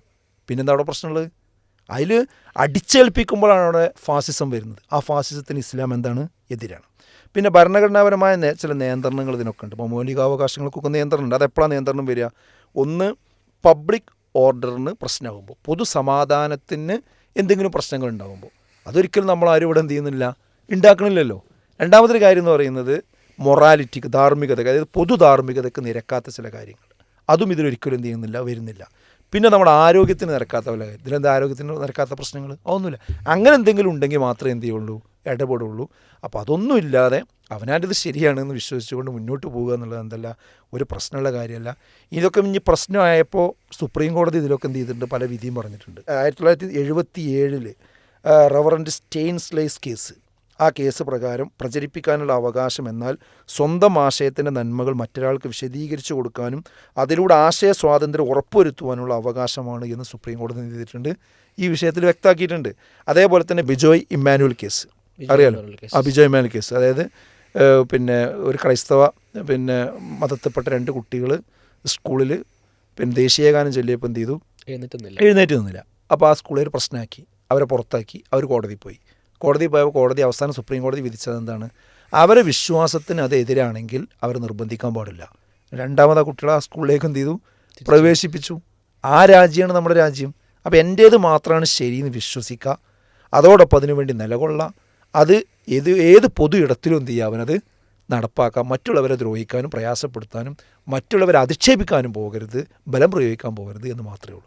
അപ്പോൾ അതുകൊണ്ട് തങ്ങളുടേത് മാത്രമാണ് ശരിയെന്ന് വിശ്വസിക്കുന്നത് ഒരിക്കലും തീവ്രവാദത്തിൻ്റെ ലക്ഷണമായി കാണാനേ പാടില്ല. നമ്മൾ ഇസ്ലാം മാത്രമാണ് ശരി എന്ന് തന്നെ സംസാരത്തിൽ ഇടയ്ക്കിടയ്ക്ക് നമ്മൾ പറയുന്നുണ്ടല്ലോ, അപ്പോൾ അത് മാത്രമാണ് ശരിയെന്ന് പറയുന്നുണ്ട്.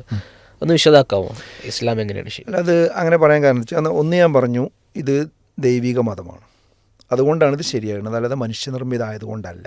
ഒന്ന്, അതെന്തുകൊണ്ടാണെന്ന് ചോദിച്ചാൽ പ്രപഞ്ചത്തിലെ എല്ലാ സൃഷ്ടികളും ഈ സൃഷ്ടാവിന് കീഴൊതുങ്ങിക്കൊണ്ടാണ് എന്ത് ചെയ്യുന്നത്, ഇവിടെ ജീവിക്കുന്നത്. മനുഷ്യൻ മാത്രമല്ല, എല്ലാ സൃഷ്ടികളും. അപ്പോൾ മനുഷ്യൻ്റെ അവയവങ്ങൾ പോലും മനുഷ്യൻ്റെ നിയന്ത്രണത്തിലല്ല എന്ത് ചെയ്യുന്നത്, ചലിക്കുന്നത്. കാഴ്ചയാകട്ടെ, കേൾവിയാകട്ടെ, ഹൃദയമാകട്ടെ, അതുപോലെ തന്നെ വാർദ്ധക്യമാകട്ടെ, മരണമാകട്ടെ, ഇതൊന്നും നമ്മുടെ നിയന്ത്രണത്തിലല്ല. ഇതൊക്കെ നമ്മൾ സൃഷ്ടിച്ച സൃഷ്ടാവിൻ്റെ നിയന്ത്രണത്തിലാണ്. അത് വിശുദ്ധ ഖുർആൻ 13 അധ്യായം 15-ാമത്തെ ആയത്തിൽ ആ കാര്യം വൃത്തിയായിട്ട് എന്ത് ചെയ്യുന്നുണ്ട്, പറയുന്നുണ്ട്. മറ്റൊരു കാര്യം എന്നുള്ളത്, അള്ളാഹുവിൻ്റെ അടുക്കൽ സ്വീകാര്യോഗ്യമാകുന്ന മതം ഇസ്ലാം മാത്രമേ ഉള്ളൂ എന്നാണ് ഖുർആൻ്റെ കാഴ്ചപ്പാട്. ഇന്നദ്ദീന ഇൻദല്ലാഹിൽ ഇസ്ലാം 3-ാം അധ്യായം 14-ാമത്തെ ആയത്താണ്. അതേപോലെ തന്നെ ഇസ്ലാം അല്ലാത്തത് സ്വീകരിച്ചാൽ അവന് പരലോകത്ത് രക്ഷയില്ല എന്ന് പറയുന്നുണ്ട് ഖുർആൻ. അതായത് 3-ാം അധ്യായം 85-ാമത്തെ ആയത്ത്, വമൻ യബ്തഗി ഗൈറൽ ഇസ്ലാമി ദീന ഫലൻ യുഖ്ബല മിൻഹു വഹുവ ഫിൽ ആഖിറതി മിനൽ ഖാസിരീൻ. ഇസ്ലാം അല്ലാത്തതിന് ആരെങ്കിലും മതമായി സ്വീകരിച്ചാൽ അവനെന്താണ്, പരലോകത്ത് നഷ്ടക്കാരുടെ കൂട്ടത്തിൽ ഉൾപ്പെട്ടവനാണെന്നാണ്. പിന്നെ ഇസ്ലാം എന്ന് പറയുന്നത് സമ്പൂർണ്ണമാണ്, ഇനി അതിലൊന്നും ചേർക്കല്ല എന്ന ഖുർആൻ്റെ അവകാശവാദം. അൽ യൗമ അക്മൽതു ലക്കും ദീനക്കും വഅത്മംതു അലൈക്കും നിഅമതി വറദീതു ലക്കും ഇസ്ലാമ ദീന. അത് കൃത്യമാണ്. ഇന്ന് നിങ്ങൾക്ക് നിങ്ങളെ മതം ചെയ്തിട്ട് പൂർത്തിയാക്കി തന്നിട്ടുണ്ട് എന്നാണ് ഖുർആൻ പറഞ്ഞിട്ടുള്ളത്. പിന്നെ മരിക്കണ സമയത്ത് ഏതെങ്കിലും മതത്തിൽ വിശ്വസിച്ച് മരിച്ചാൽ മതി എന്നല്ല, സർവ്വമത സത്യവാദത്തോടുകൂടി മരിച്ചാൽ മതി എന്നല്ല, മറിച്ച് പറഞ്ഞത് എന്താണ്, വലാത്തുമൂത്തുന്ന ഇല്ലാ വാൻതും മുസ്ലിമൂൻ, നിങ്ങൾ മുസ്ലിങ്ങളായിക്കൊണ്ടല്ലാതെ എന്ത് ചെയ്യരുത്, മരിക്കരുത് എന്നാണ്. അപ്പോൾ മരിക്കണ സമയത്ത് ലാ ഇലാഹ ഇല്ലല്ലാ എന്ന് ചൊല്ലിക്കൊണ്ടായിരിക്കണം എന്ത് ചെയ്യേണ്ടത്. അതിൻ്റെ അർത്ഥം എന്താ, അള്ളാഹു അല്ലാതെ ആരാധനക്ക് അർഹനില്ല എന്ന ഉറപ്പായ വാക്ക്, അതാണ് ഷഹാദത്ത് കലിമ. ഇത് ചൊല്ലിയായിരിക്കണം ഒരാൾ എന്ത് ചെയ്യേണ്ടത്, മരണപ്പെടേണ്ടത് എന്നുള്ളതാണ്.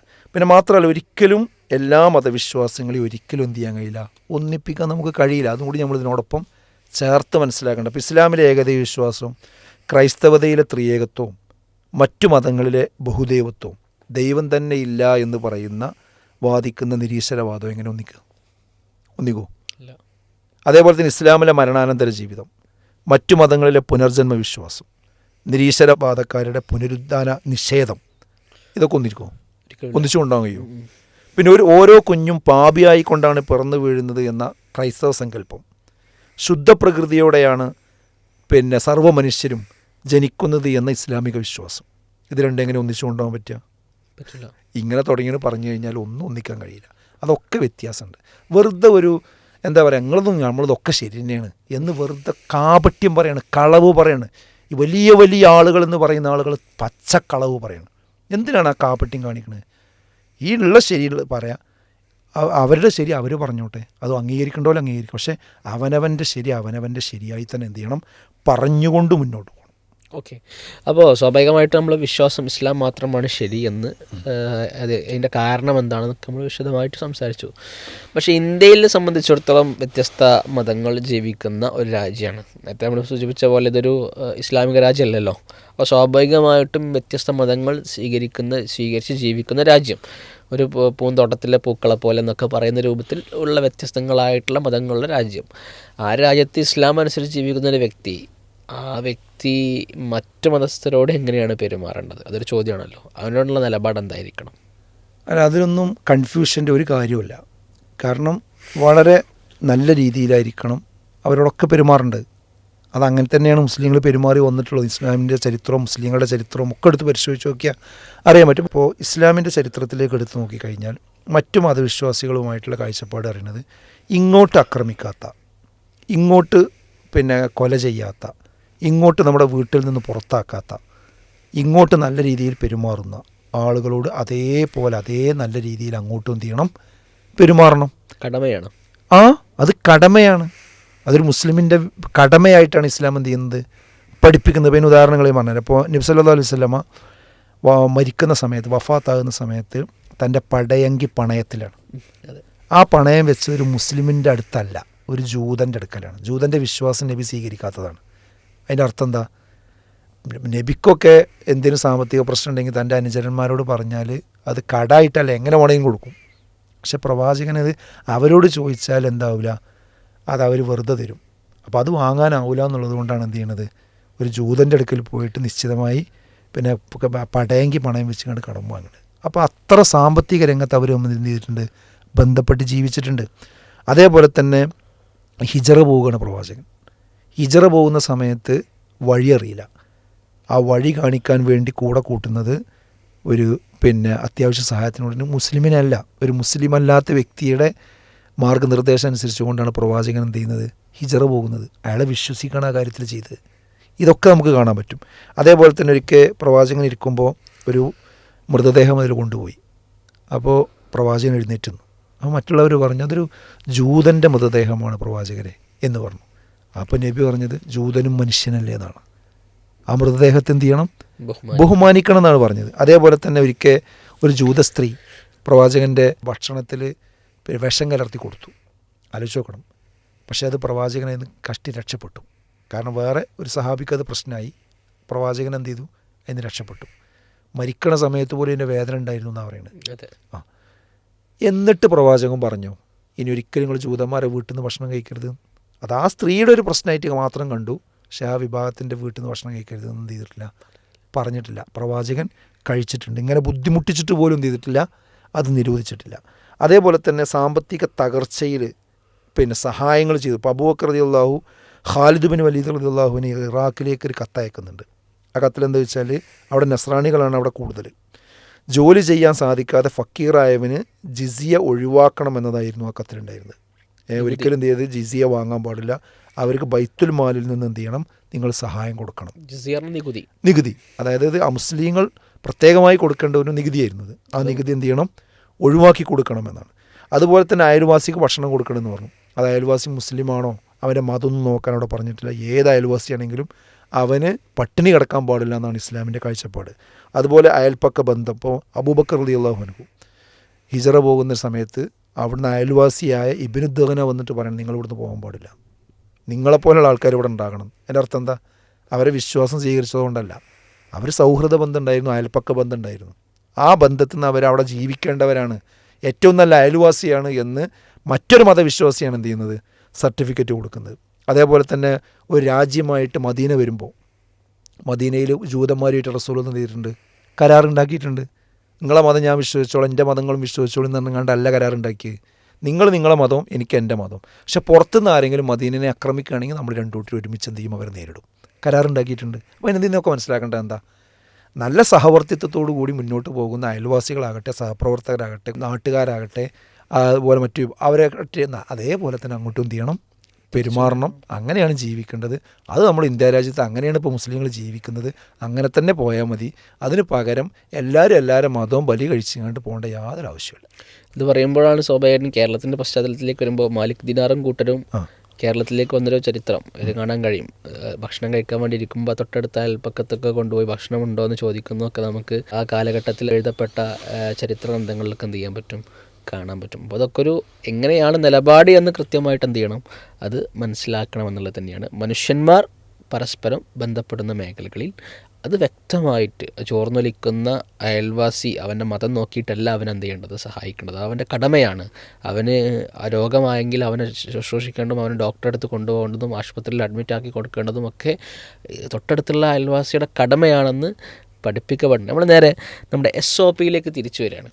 ഈ SOPയിലേക്ക് തിരിച്ചു വരുമ്പോൾ ഇതിൽ ഒരുപാട് നേരത്തെ സൂചിപ്പിച്ച പോലെ 5 ഘട്ടങ്ങളിലായിട്ടുള്ള ഈ SOPയിൽ ഒരുപാട് തരത്തിലുള്ള പരാമർശങ്ങൾ ചോദ്യം ചെയ്യപ്പെടേണ്ടുന്ന അല്ലെങ്കിൽ ചോദിക്കേണ്ടുന്ന അല്ലെങ്കിൽ വ്യക്തമാക്കേണ്ടുന്ന പരാമർശങ്ങളുണ്ട്. അല്ലെ, ഒന്നാമത്തത് ഇതിൽ പ്രിവെൻഷൻ എന്ന് പറയുന്ന, പ്രതിരോധം എന്ന് പറയുന്ന ഘട്ടം 1 നമുക്ക് മനസ്സിലാവുന്ന ഇതിൽ കൊടുത്തിട്ടുള്ളൊരു വാക്ക് ഇതാണ്: സലഫി വഹാബി സ്വാധീനമുള്ളവർ എന്നിവരെ നിരീക്ഷിക്കുക എന്ന് പറയുന്നൊരു ഭാഗമുണ്ട്. സലഫി വഹാബി സ്വാധീനമുള്ളവരെ നിരീക്ഷിക്കുക എന്ന് പറയുന്നൊരു ഉണ്ട്. സലഫി വഹാബിസവും തീവ്ര ആശയമാണ്? ഒരിക്കലും അല്ലല്ലോ. അതൊക്കെ ഇവിടെ ചില ആളുകൾ കൃത്യമായ അജണ്ട വെച്ചുകൊണ്ട് ഉണ്ടാക്കിയ തെറ്റിദ്ധാരണകൾ മാത്രമാണ്. യാതൊരു തർക്കമല്ല. കാര്യം പഠിക്കാത്തത് കൊണ്ടും അറിയാത്തത് കൊണ്ടുമാണ്.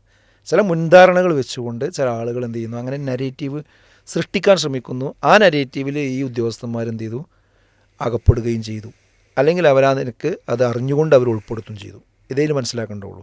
ഞാൻ ഒറ്റ വാക്ക് പറയാം, അതിൻ്റെ വിശദാംശം പഠിക്കേണ്ടതാണ്. ഇത് കേൾക്കുന്ന ആളുകളുണ്ടെങ്കിൽ അവർ പഠിക്കേണ്ടതാണത്. സലഫി എന്ന് പറഞ്ഞാൽ എന്താ? അതായത് സലഫുകൾ എന്ന വാക്കെന്നാണ് അത് ഉണ്ടായിട്ടുള്ളത്. സലഫ് എന്ന് പറഞ്ഞാൽ മുൻഗാമികൾ എന്നാണ് അർത്ഥം. മുൻഗാമികൾ എന്ന് പറഞ്ഞാൽ ഖൈറുന്നാസി കർണി സുമ്മല്ലദീന യലൂനഹും സുമ്മല്ലദീന യലൂനഹും. അതായത് പ്രവാചകൻ സല്ലല്ലാഹു അലൈഹി വസല്ലം പറയാണ്, ഏറ്റവും നല്ല സമുദായം എൻ്റെ സമുദായമാണ്. അഥവാ പ്രവാചകൻ്റെ കാലത്ത് ജീവിച്ച ആളുകൾ, അവരെയാണ് അനുചരന്മാർ. അതിന് അറബിയിൽ സ്വഹാബികൾ എന്ന് പറയും. ആ പ്രവാചകൻ്റെ കൂടെ ജീവിച്ചവർ. പിന്നീട് അതിന് ശേഷം വന്നവർ, അവരെ പിന്തുടർന്ന് വന്നവർ എന്നാണ് അതിന് അറബിയിൽ പറയാം. താബിയങ്ങൾ എന്നാണ് പറയാം. പിന്നീട് അതിന് ശേഷം വന്നവർ, അവരെയും പിന്തുടർന്ന് വന്നവർ, അതാണ് തബഉ താബിയങ്ങൾ എന്ന് ചെയ്യുന്നത് പറയുന്നത്. ഈ ഒരു 3 തലമുറയാണ് പ്രവാചകൻ്റെ കാലം, അതിന് ശേഷമുള്ള കാലം, അതിന് ശേഷമുള്ള കാലം. ഈ കാലത്തുള്ള ആളുകളാണ് ഏറ്റവും ഇസ്ലാമിക ചരിത്രത്തിൽ ഏറ്റവും തിളങ്ങി നിന്ന സമുദായം എന്ന് പറയുന്നത്. അവരാണ് മുൻഗാമികൾ, അവരെയാണ് സലഫുകൾ എന്ന് പറയുന്നത്.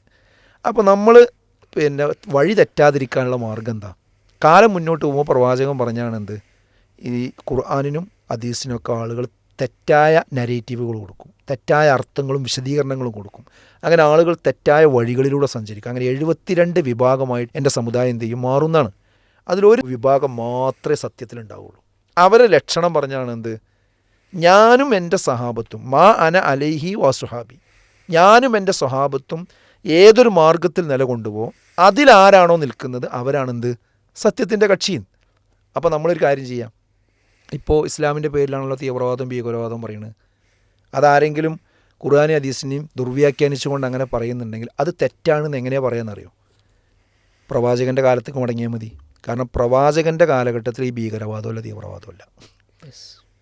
അപ്പോൾ ആ കാലഘട്ടത്തിൽ വിശ്വാസം എടുത്ത ഒരു പ്രശ്നമല്ല. അപ്പോൾ എങ്ങനെ സലഫ് ഭീകരവാദമാകുക, തീവ്രവാദമാകുക? അതിന് നേരെ എതിരായ സന്ദേശം കിട്ടുക. കാരണം പ്രവാചകൻ്റെ കാലത്തെ സംബന്ധിച്ച് ആ സമയത്ത് ഇപ്പോൾ യുദ്ധങ്ങളാണ് ആൾക്കാർ പറയൽ. പ്രവാചകൻ വളരെ വിരലെണ്ണാവുന്ന യുദ്ധങ്ങളെ നടത്തിയിട്ടുള്ളൂ, അല്ലേ?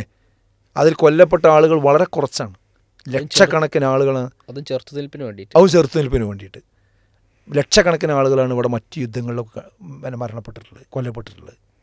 അതൊക്കെ വെച്ച് നോക്കുമ്പോൾ ഇസ്ലാമിൽ അതൊക്കെ കുറച്ചേ ഉള്ളൂ. അപ്പോൾ ആ ഇസ്ലാമിൻ്റെ കാലഘട്ടം എന്ന് പറയുന്നത് ഏറ്റവും ശോഭനമായ കാലഘട്ടമാണ്. ഇതെല്ലാവരും ഇവിടെ പറയാറുണ്ടല്ലോ, അല്ലേ? ആ കാലഘട്ടം, ആ ഭരണത്തെ ഗാന്ധിജി പോലും പറഞ്ഞു എന്ത്, ഞാൻ ഉമറിൻ്റെ ഭരണമാണ് ഞാൻ ആഗ്രഹിക്കുന്നത്. അത് പറയാൻ കാരണം എന്താ? ആ കാലഘട്ടം അങ്ങനെയാണ്. അപ്പോൾ ആ കാലഘട്ടത്തിലേക്ക് മടങ്ങിക്കഴിഞ്ഞാൽ ഒരു ഭീകരവാദം ഉണ്ടാവില്ല, തീവ്രവാദം ഉണ്ടാവില്ല, ഒന്നും ഉണ്ടാവില്ല. അതാണ് സലഫുകളുടെ മാർഗം. ആ മാർഗം സ്വീകരിക്കുന്നവരെയാണ് എന്ത് വിളിക്കുക? സലഫികൾ എന്ന് വിളിക്കുന്നത്. അതിവിടെ കേരളത്തിലിപ്പോൾ മുജാഹിദ് പ്രസ്ഥാനം സ്വീകരിക്കുന്നുണ്ട്. അതുകൊണ്ട് അവരെ സലഫികൾ എന്ന് പറയും, അവരെ സലഫി മദ്രസ എന്ന് പറയും, സലഫി മസ്ജിദ് എന്നവർ പേരിടും, സലഫി സെൻറ്റർ എന്ന് പറയും. അതൊക്കെ ഈ ആശയത്തിലാണ്, അല്ലാതെ ഇവർ വിശദീകരിച്ചുണ്ടാക്കുന്ന ആശയമല്ല. പിന്നെ ഇതിൽ ചേർത്തി പറഞ്ഞാൽ എന്താ, വഹാബി എന്നല്ലേ. ഈ ആശയം സ്വീകരിച്ച മുഹമ്മദ് ബിൻ അബ്ദുൽ വഹാബ്, അദ്ദേഹം പിന്നെ സൗദി അറേബ്യയുടെ രൂപീകരണത്തിൽ അദ്ദേഹത്തിൻ്റെ മുന്നേറ്റങ്ങൾ വളരെ പ്രധാനമാണ്. അദ്ദേഹം ഈ ആശയത്തിന് വേണ്ടി നിലകൊണ്ട ഒരു മഹാപണ്ഡിതനാണ്. അതുകൊണ്ട് തന്നെ സ്വാഭാവികമായിട്ടും അദ്ദേഹത്തിലേക്ക് ചേർത്തി അദ്ദേഹത്തെ ആദ്യം ടാർണിഷ് ചെയ്യും. അദ്ദേഹം വഹാബിയാണ്, മോശക്കാരനാണ്.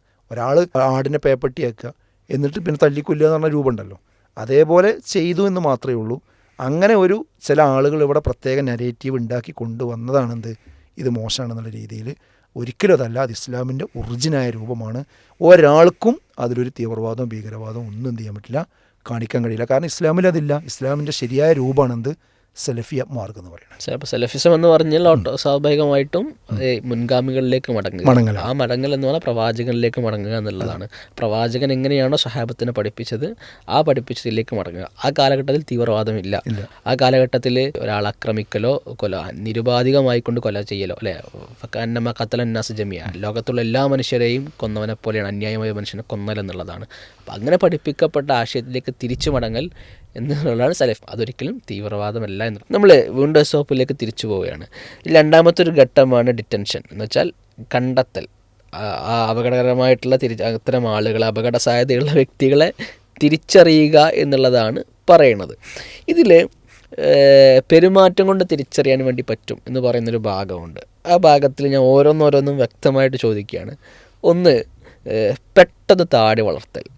അത് ഒരു ഇതേപോലെ തന്നെ റാഡിക്കലൈസ്ഡ് പേഴ്സൺസിൻ്റെ ഒരു ലക്ഷണമാണ് എന്ന് പറയുന്നുണ്ട്. ഒന്നാമത് പെട്ടെന്ന് ഒരാൾക്ക് താടി വളർത്താൻ കഴിയില്ല. താടി മെല്ലെ മെല്ലെ വരുള്ളൂ. അത് കൃത്രിമ താടി വെക്കാനേ ഒരു ദിവസം കൊണ്ട് കഴിയുള്ളൂ. അപ്പോൾ ആ പ്രയോഗം തന്നെ തെറ്റാ. അത് നമുക്കൊക്കെ താടി വരുന്ന എപ്പോഴാണ്, എത്രയോ പിന്നെ ആഴ്ചകളും മാസങ്ങളും വർഷങ്ങളുമായിട്ടാണ് എന്ത് ഈ രൂപത്തിൽ താടിയൊക്കെ വരുന്നത്.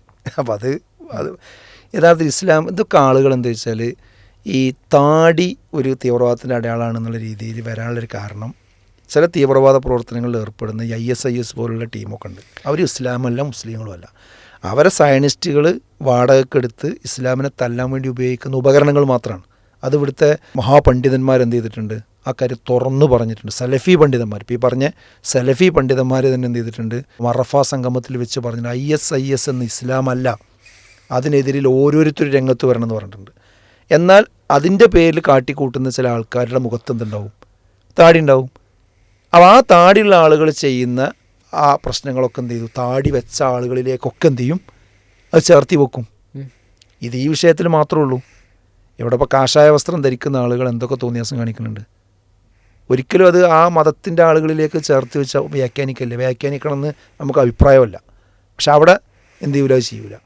എന്നാൽ താടി വെച്ച ഒരാളൊരു കാര്യം ചെയ്ത് വേഗം ഇസ്ലാമിൻ്റെ നേരത്താണ് എന്ത് ചെയ്യുക, അത് ചെയ്യുക, അല്ലേ. അത് ഓരോ കാര്യങ്ങളും വേഷങ്ങളും അങ്ങനെ തന്നെയാണ്. പിന്നെ താടി എന്ന് പറയുന്നത് ഇത്രയേ ഉള്ളൂ. പിന്നെ പ്രവാചകൻ സല്ലല്ലാഹു അലൈഹി വസല്ലം പറഞ്ഞിട്ടുണ്ട്, ഒരു മുസ്ലിം പുരുഷൻ താടി നീട്ടണം, മീശ ചെറുതാക്കി എന്ത് ചെയ്യണം, വെട്ടണം. ഇത് സുന്നത്താണ്. അപ്പോൾ ഒരു മുസ്ലിമിനെ സംബന്ധിച്ചിടത്തോളം അവനെക്കാളും ഈ ലോകത്തിലെ മുഴുവൻ മനുഷ്യരെക്കാളും അവൻ ഇഷ്ടപ്പെടുന്നത് പ്രവാചകനെയാണ്. അതുകൊണ്ട് പ്രവാചകൻ്റെ മുഖത്ത് താടി ഉണ്ടായിരുന്നു, പ്രവാചകൻ മീശ ചെറുതാക്കി വെട്ടിയിരുന്നു. ഇത് ഇഷ്ടം പോലെ പ്രമാണങ്ങളിൽ കാണാൻ പറ്റും. അതുകൊണ്ട് പ്രവാചകനെ ഇഷ്ടപ്പെടുക, സ്നേഹിക്കുക, എല്ലാ 24 മണിക്കൂറും പ്രതിഫലം കിട്ടുന്ന ഒരു കാര്യമാണ് എന്ത്, ഈ താടി വെക്കുക എന്നത്. അത് പ്രവാചകൻ അനുധാവനം ചെയ്യുന്നതിൻ്റെ ഭാഗമാണ്. അതല്ലാതെ ഒരിക്കലും ഇവർ ഉണ്ടാക്കിയ നരേറ്റീവിൽ അതൊരിക്കലും ഉൾപ്പെടുത്താൻ കഴിയില്ല. പിന്നെ താടി വെക്കുന്ന വേറെ കുറേ വിഭാഗങ്ങൾ ആൾക്കാരുണ്ടല്ലോ, അല്ലേ. അവരൊക്കെ ഒന്നും ഈ ഒരു ചാപ്പ അടിക്കണില്ല. അത് മുസ്ലിങ്ങളുടെ താടിക്ക് മാത്രമേ ഈ ചാപ്പ വരുന്നുള്ളൂ. അതൊക്കെ വേറെ അജണ്ടയാണ്, അത് മനസ്സിലാക്കണം. ഓക്കെ, അങ്ങനെ രണ്ടാമത്തെ പെരുമാറ്റം നിക്കാബ് ധരിക്കൽ തീവ്രവാദത്തിൻ്റെ ലക്ഷണമാണോ? ഇതൊക്കെ ഇത് ഈ പറഞ്ഞ കൂട്ടത്തിലാണ്. അതായത് ഒരു മുസ്ലിം സ്ത്രീയുടെ വേഷം എന്ന് പറയുന്നത് സൗന്ദര്യം ഉള്ള ഭാഗങ്ങളൊക്കെ എന്ത് ചെയ്യണം, മറക്കണം എന്നതാണ്. അപ്പോൾ അത് പണ്ഡിതന്മാർ ഒന്ന് പറഞ്ഞത് എന്താണ്, മുഖവും മുൻകൈ ഒഴിച്ച് ബാക്കിയൊക്കെ മറക്കണം. എന്നാൽ ചില പണ്ഡിതന്മാരെന്ത് ചെയ്യുന്നുണ്ട്, മുഖവും സൗന്ദര്യത്തിൻ്റെ ഭാഗമായിട്ട് ഉൾപ്പെടും. അതുകൊണ്ട് മുഖം കൂടി എന്ത് ചെയ്യണം, കണ്ണ് കാണുന്ന രീതിയിൽ മറക്കണം എന്നതാണ് ഇതിൻ്റെ വിവക്ഷ എന്ന് പറയും. ഈ രണ്ട് വീക്ഷണവും എന്ത് ചെയ്യുന്നുണ്ട്, മുസ്ലിം സമുദായം അംഗീകരിച്ച് വരുന്നുണ്ട്. അതുകൊണ്ട് റോട്ടിലേക്ക് നോക്കിയാൽ കാണാൻ പറ്റുമല്ലോ, മുസ്ലിം സ്ത്രീകൾ എന്ത് ചെയ്യുന്നുണ്ട്, മുഖം മറച്ചവരെയും കാണാൻ പറ്റും, മുഖം മറക്കാത്തവരെയും കാണാൻ പറ്റും. അത് രണ്ടും എന്ത് ചെയ്യുന്നുണ്ട്, മുസ്ലിം സമുദായം അംഗീകരിക്കുന്നൊരു വിഷയമാണ്. അതൊരിക്കലും എന്തല്ല ഇവർ ഈ പറയുന്ന തീവ്രവാദത്തിൻ്റെ യാതൊരു അടയാള വിഷയത്തിലില്ല. അപ്പോൾ ആ മുഖം മറച്ച് നമ്മളൊരു വർഷം നടന്നിട്ടുണ്ട്, ഓർമ്മ ഉണ്ടോ? എല്ലാവരും, ആണും പെണ്ണും എല്ലാ വിഭാഗക്കാരും കോവിഡ് സമയത്ത് മുഖം മാത്രമല്ല മൊത്തം മൂടിയെന്നില്ലേ അല്ലേ? അതെന്താണ്, ഒരു പിന്നെ വൈറസിനെ പേടിച്ചിട്ടാണ്. ഇത് നരകം പേടിച്ചിട്ടാണ്, മനസ്സിലായോ? ഇത് നരകം പേടിച്ചിട്ടാണ് എന്ത്, ശരിയായ ഇസ്ലാമിക വേഷം ധരിക്കണം എന്നുള്ളത്. അപ്പം അത് മുഖം മറക്കുന്നതാണ് ഏറ്റവും ഹൈർ എന്ന് വിചാരിക്കുന്നവരുണ്ട്. അതല്ല, അത് മാറ്റി നിർത്തിയാൽ കുഴപ്പമില്ല എന്ന് പറഞ്ഞ പണ്ഡിതന്മാരുണ്ട്. അപ്പോൾ എന്തായിരുന്നാലും എന്ത് ചെയ്യണം, മുഖം മുൻകൈ ഒഴിച്ച് ബാക്കിയൊക്കെ നിർബന്ധമായിട്ട് മറക്കണം. അതിൽ യാതൊരു സംശയമില്ല. അപ്പോൾ അതിന് പറ്റുന്ന വേഷം മുസ്ലിം സ്ത്രീകൾ സ്വീകരിക്കുന്നു. അവർ നരകം പേടിച്ചിട്ടാണ്. ഈ വൈറസിനെ പേടിച്ചിട്ട് ഇങ്ങനെയൊക്കെ ചെയ്തിട്ടുണ്ടെങ്കിൽ പിന്നെ നരകം പേടിച്ചാൽ അങ്ങനെ ചെയ്യണ എന്താ കുഴപ്പം? ഓക്കെ, അതിന് മൂന്നാമത്തെ ചോദ്യം, അറബി പദങ്ങൾ അടിക്കടി ഉപയോഗിക്കുക. അറബി പദങ്ങൾ അടിക്കടി ഉപയോഗിക്കുന്നത് തീവ്രവാദത്തിൻ്റെ ലക്ഷണമാണോ, അല്ലെങ്കിൽ തീവ്ര ആശയത്തിൻ്റെ ലക്ഷണമാണോ?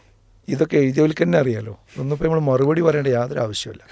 അതുപോലെ മുസ്ലിങ്ങളെ സംബന്ധിച്ചിടത്തോളം അവരുടെ ഗ്രന്ഥം അറബി ഭാഷയിലാണ്. പിന്നെ ഖുർആൻ ഇറങ്ങിയിട്ടുള്ളത്, ഹദീസുകൾ അറബി ഭാഷയിലാണ്. സ്വാഭാവികമായിട്ട് അവരുടെ പ്രസംഗങ്ങളിലും ലേഖനങ്ങളിലും സംസാരങ്ങളിലും ആ അറബി പദാവലികൾ എന്ത് ചെയ്യും, സ്വാഭാവികമായിട്ടും കടന്നു വരും. അതുപോലെ തന്നെ ഇവിടുത്തെ വേദങ്ങൾ രചിക്കപ്പെട്ടുള്ള സംസ്കൃത ഭാഷയിലാണ് അല്ലേ? അപ്പോൾ സ്വാഭാവികമായിട്ടും അത് പഠിക്കും, അത് പറയും ചെയ്യുന്ന ആളുകളുടെ സംസാരത്തിൽ പലപ്പോഴും സംസ്കൃത ഭാഷകൾ വരും. അത് അവനവരുടെ മതഗ്രന്ഥങ്ങൾ ഏത് ഭാഷയിലാണോ രചിക്കപ്പെട്ടിട്ടുള്ളത് അത് ആ പണ്ഡിതന്മാരും അതിൻ്റെ പ്രബോധകന്മാരും അവരുടെ വിശ്വാസികളും ആ ഭാഷ സ്വാഭാവികമായിട്ടും അവരുടെ ജീവിതത്തിൻ്റെ ഭാഗമായിട്ട് വരും. അതിവിടെയും വരും. ഇതൊക്കെ പോട്ടെ, ഒരു മതത്തിലും വിശ്വസിക്കുക. അപ്പോൾ പിന്നെ അറബി ഭാഷയുടെ ഡിക്ഷണറി മുൻജിദ് പോലുള്ള ഇതൊക്കെ തയ്യാറാക്കിയിരിക്കുന്നത് മുസ്ലിങ്ങളല്ലല്ലോ, അല്ല, മുസ്ലിങ്ങളല്ലാത്ത ആൾക്കാരാണ്. അപ്പോൾ അവരൊക്കെ തീവ്രവാദികൾ ലിസ്റ്റിൽ പെടുത്താൻ പറ്റുമോ? ഇല്ല. ഈ ഭാഷ പ്രകാരം പിന്നെ അറബി ഭാഷയ്ക്ക് ആഗോളതലത്തിലുള്ള സ്റ്റാൻഡ് എന്താ? അവർക്കൊന്നും വിശദാംശം ഞാൻ പോകേണ്ടതില്ല അല്ലേ? യുണൈറ്റഡ് നേഷൻസ് അംഗീകരിച്ച 7 ഭാഷകൾ ആ ഭാഷയിലൊന്നല്ലേ? എന്താ ഇനി ആ ഭാഷ ഉപയോഗിച്ച എന്താ കുഴപ്പം? ഒരു കാലത്ത് ഇംഗ്ലീഷ് എപ്രകാരമായിരുന്നു, ഇന്ന് ഇംഗ്ലീഷ് എപ്രകാരമാണോ അതുപോലെയായിരുന്നു അറബി ഒരു കാലത്ത്. അതിൻ്റെ ഭാഷാപരമായ അവസ്ഥയിലേക്ക് കടന്ന ഒരു മഹാപ്രപഞ്ചമാണ്. അവിടെ പറഞ്ഞാൽ നമുക്ക് സമയം പോകും. എന്ത് പൊട്ടത്തരം എഴുതി വെച്ചിരിക്കുന്നത്. ഓക്കെ, അങ്ങനെയാണെങ്കിൽ അടുത്ത ഒരു പെരുമാറ്റമായിട്ട് പറയുന്നത് സുഹൃത്തുക്കളുമായും കുടുംബാംഗങ്ങളുമായുമുള്ള സമ്പർക്കം കുറയ്ക്കൽ എന്നുള്ളതാണ്. അതൊരു തീവ്ര റാഡിക്കലൈസ്. അങ്ങനെ സമ്പർക്കം കുറക്കാൻ പാടില്ല. അങ്ങനെ ആരെങ്കിലും ചെയ്യുന്നുണ്ടെങ്കിൽ മുസ്ലിങ്ങൾ ഏതായാലും ചെയ്യാൻ പാടില്ല. അങ്ങനെ ആരെങ്കിലും ചെയ്യുന്നുണ്ടെങ്കിൽ ഓന് വിവരമില്ലാത്തതുകൊണ്ടാണ്. കാരണം എന്താ വെച്ചാൽ, ഒന്ന് അടുത്ത കുടുംബങ്ങളുമായി കുടുംബബന്ധം ചേർക്കുക എന്നുള്ളത് ഏറ്റവും പ്രധാനപ്പെട്ട കാര്യം. കുടുംബബന്ധം മുറിക്കണ ആൾ സ്വർഗത്ത് പോകില്ല എന്നാണ് പറഞ്ഞത്. ഏതുവരെ? ഇപ്പം തൻ്റെ പിതാവ് മുസ്ലിം അല്ലാന്ന് കരുതുക, മുസ്ലിം അല്ലാത്തൊരു പിതാവിൻ്റെ മകനാണ് കരുതുക. അയാൾ ആ പിതാവിന് ചെയ്തു കൊടുക്കേണ്ട ഭൗതികമായ എല്ലാ കാര്യങ്ങളും ചെയ്തു കൊടുക്കണം. ഒരു കാര്യത്തിലും കുറവ് വരുത്തും. മരുന്ന്, ഗുളിക, അതേപോലെ ഭക്ഷണം, വസ്ത്രം, എല്ലാ കാര്യം ചെയ്തു കൊടുക്കണം. അതാ ഇസ്ലാമിൻ്റെ കാഴ്ചപ്പാട്.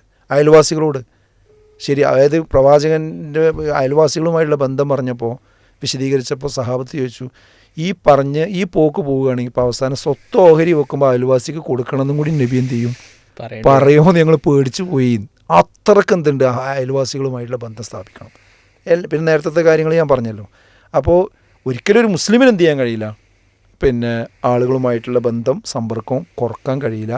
കാണുമ്പോൾ പുഞ്ചിരിക്കണം, പുഞ്ചിരി സ്വതക്കയാണ്. ഇതൊക്കെ പഠിപ്പിച്ചൊരു മതത്തിൻ്റെ വക്താക്കളാണ്. അതുകൊണ്ട് അത് ഒരിക്കലും എന്ത് ചെയ്യില്ല, മുസ്ലിങ്ങൾ ചെയ്യൂല, യാതൊരു തർക്കമല്ല കാര്യത്തിൽ. ഓക്കെ, അതിന് അടുത്തൊരു ഡിറ്റൻഷൻ മാർഗമായിട്ട് പറയുന്നത്, ഓരോന്ന് വായിക്കുമ്പോൾ നമുക്ക് ചിലതൊക്കെ ചിരി വരും.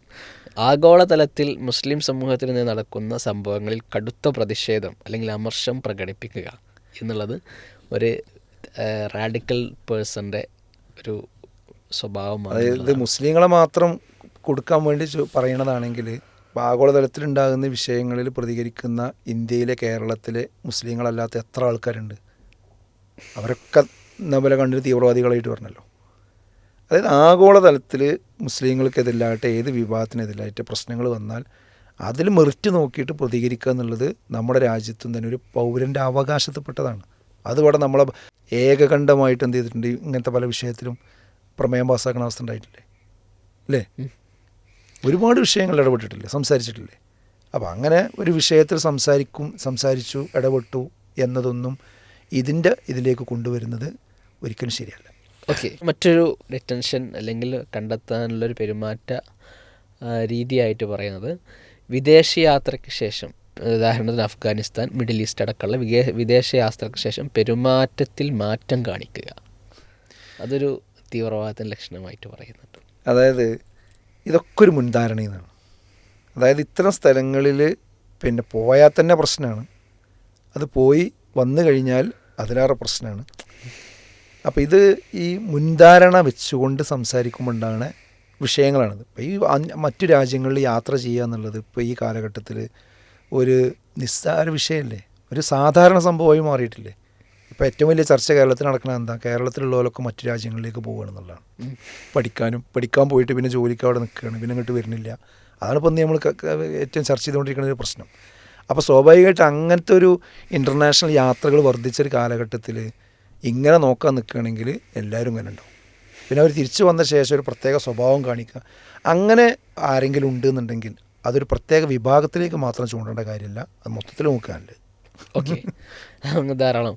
ഇനി മറ്റൊരു സംഭവം ഈ ഇതിൽ തന്നെ പറയുന്നത് കമ്മ്യൂണിറ്റിയുമായി ബന്ധപ്പെട്ടുകൊണ്ട് ഒരു പരാമർശമുള്ളത് തീവ്രവാദ ശൃംഖലകളോ അല്ലെങ്കിൽ അറബിക് കോളേജുകളോ മദ്രസകളോ സന്ദർശിക്കുക എന്ന് പറയുന്നുണ്ട്. തീവ്രവാദ ശൃംഖലകളോ അറബിക് കോളേജുകളോ മദ്രസകളോ സന്ദർശിക്കുക എന്നുള്ളതാണ്. അപ്പോൾ അത് എങ്ങനെയാണ്? ഇതൊക്കെ പച്ചക്ക് എന്ത് ചെയ്യണം, ഒരു സമുദായത്തെ അപരവൽക്കരിക്കണതിൻ്റെ ഏറ്റവും വലിയ അടയാളമാണത്. അതായത് ഇപ്പോൾ ഈ മുസ്ലിങ്ങളെ സംബന്ധിച്ചിടത്തോളം അവർ മതം പഠിപ്പിക്കാൻ ഉപയോഗിക്കുന്നത് മദ്രസകളാണ്, അത് കഴിഞ്ഞാൽ പിന്നെ കോളേജുകളാണ്, അറബിക് കോളേജ്, അറബിക് കോളേജുകളാണ്. ഇത് പിന്നെ പ്രശ്നമാണെന്നുണ്ടെങ്കിൽ ഇവിടെ ശരിക്കും മുസ്ലിങ്ങളായി ജീവിക്കാൻ തന്നെ പറ്റില്ല എന്നുള്ളതിൻ്റെ അർത്ഥം, ഈ പറയുന്നതിൻ്റെ അർത്ഥം ഇത് അങ്ങേയറ്റം പ്രഹരശേഷിയുള്ള ഒരു സമുദായത്തിനെ അപരവൽക്കരിക്കാൻ വേണ്ടി പച്ചക്ക് എഴുതി ചേർത്താണ്. അത് അങ്ങനെ തന്നെ നമ്മൾ എന്ത് ചെയ്യേണ്ടതുണ്ട്, അതിനെ ക്വസ്റ്റ്യൻ ചെയ്യേണ്ടതുണ്ട്. എല്ലാവരും സൂചിപ്പിച്ച പോലെ തീവ്രവാദ ശൃംഖലകളുമായിട്ടാണ് കൂട്ടിച്ചേർത്തിട്ടുള്ളത് അല്ലേ? അപ്പോൾ അതിൻ്റെ ഗൗരവം എത്രത്തോളം ഉണ്ട്? മദ്രസകളെയും അറബിക് കോളേജുകളെയും ഇത്തരം വിഷയങ്ങളുമായി കൂട്ടിക്കെട്ടിക്കൊണ്ട് എന്ത് ചെയ്യുക, നേരത്തെ സൂചിപ്പിച്ചാൽ ആടിനെ പട്ടിയാക്കി തല്ലിക്കൊല്ലുക എന്ന് പറയല്ലോ, ആ ഒരു രൂപത്തിലാണ് കാണാൻ കഴിയുന്നത്. ആസൂത്രിതമായ പ്രവർത്തനങ്ങൾക്ക് മുമ്പ് എത്തിക്കാഫ് പള്ളിയിൽ എന്നുവെച്ചാൽ എത്തിക്കാഫ് എന്ന പള്ളിയിൽ ഒഴിഞ്ഞിരിക്കുക എന്ന് പറയുന്നത് ഒരു പെരുമാറ്റം. ഇതൊക്കെ കേൾക്കുമ്പോൾ എന്താ ആളുകൾക്ക് എന്തോ ഒരു സംഭവം അങ്ങനെ പ്രത്യേക വാക്കൊക്കെ വരുമ്പോഴേ ഒന്നുമില്ല.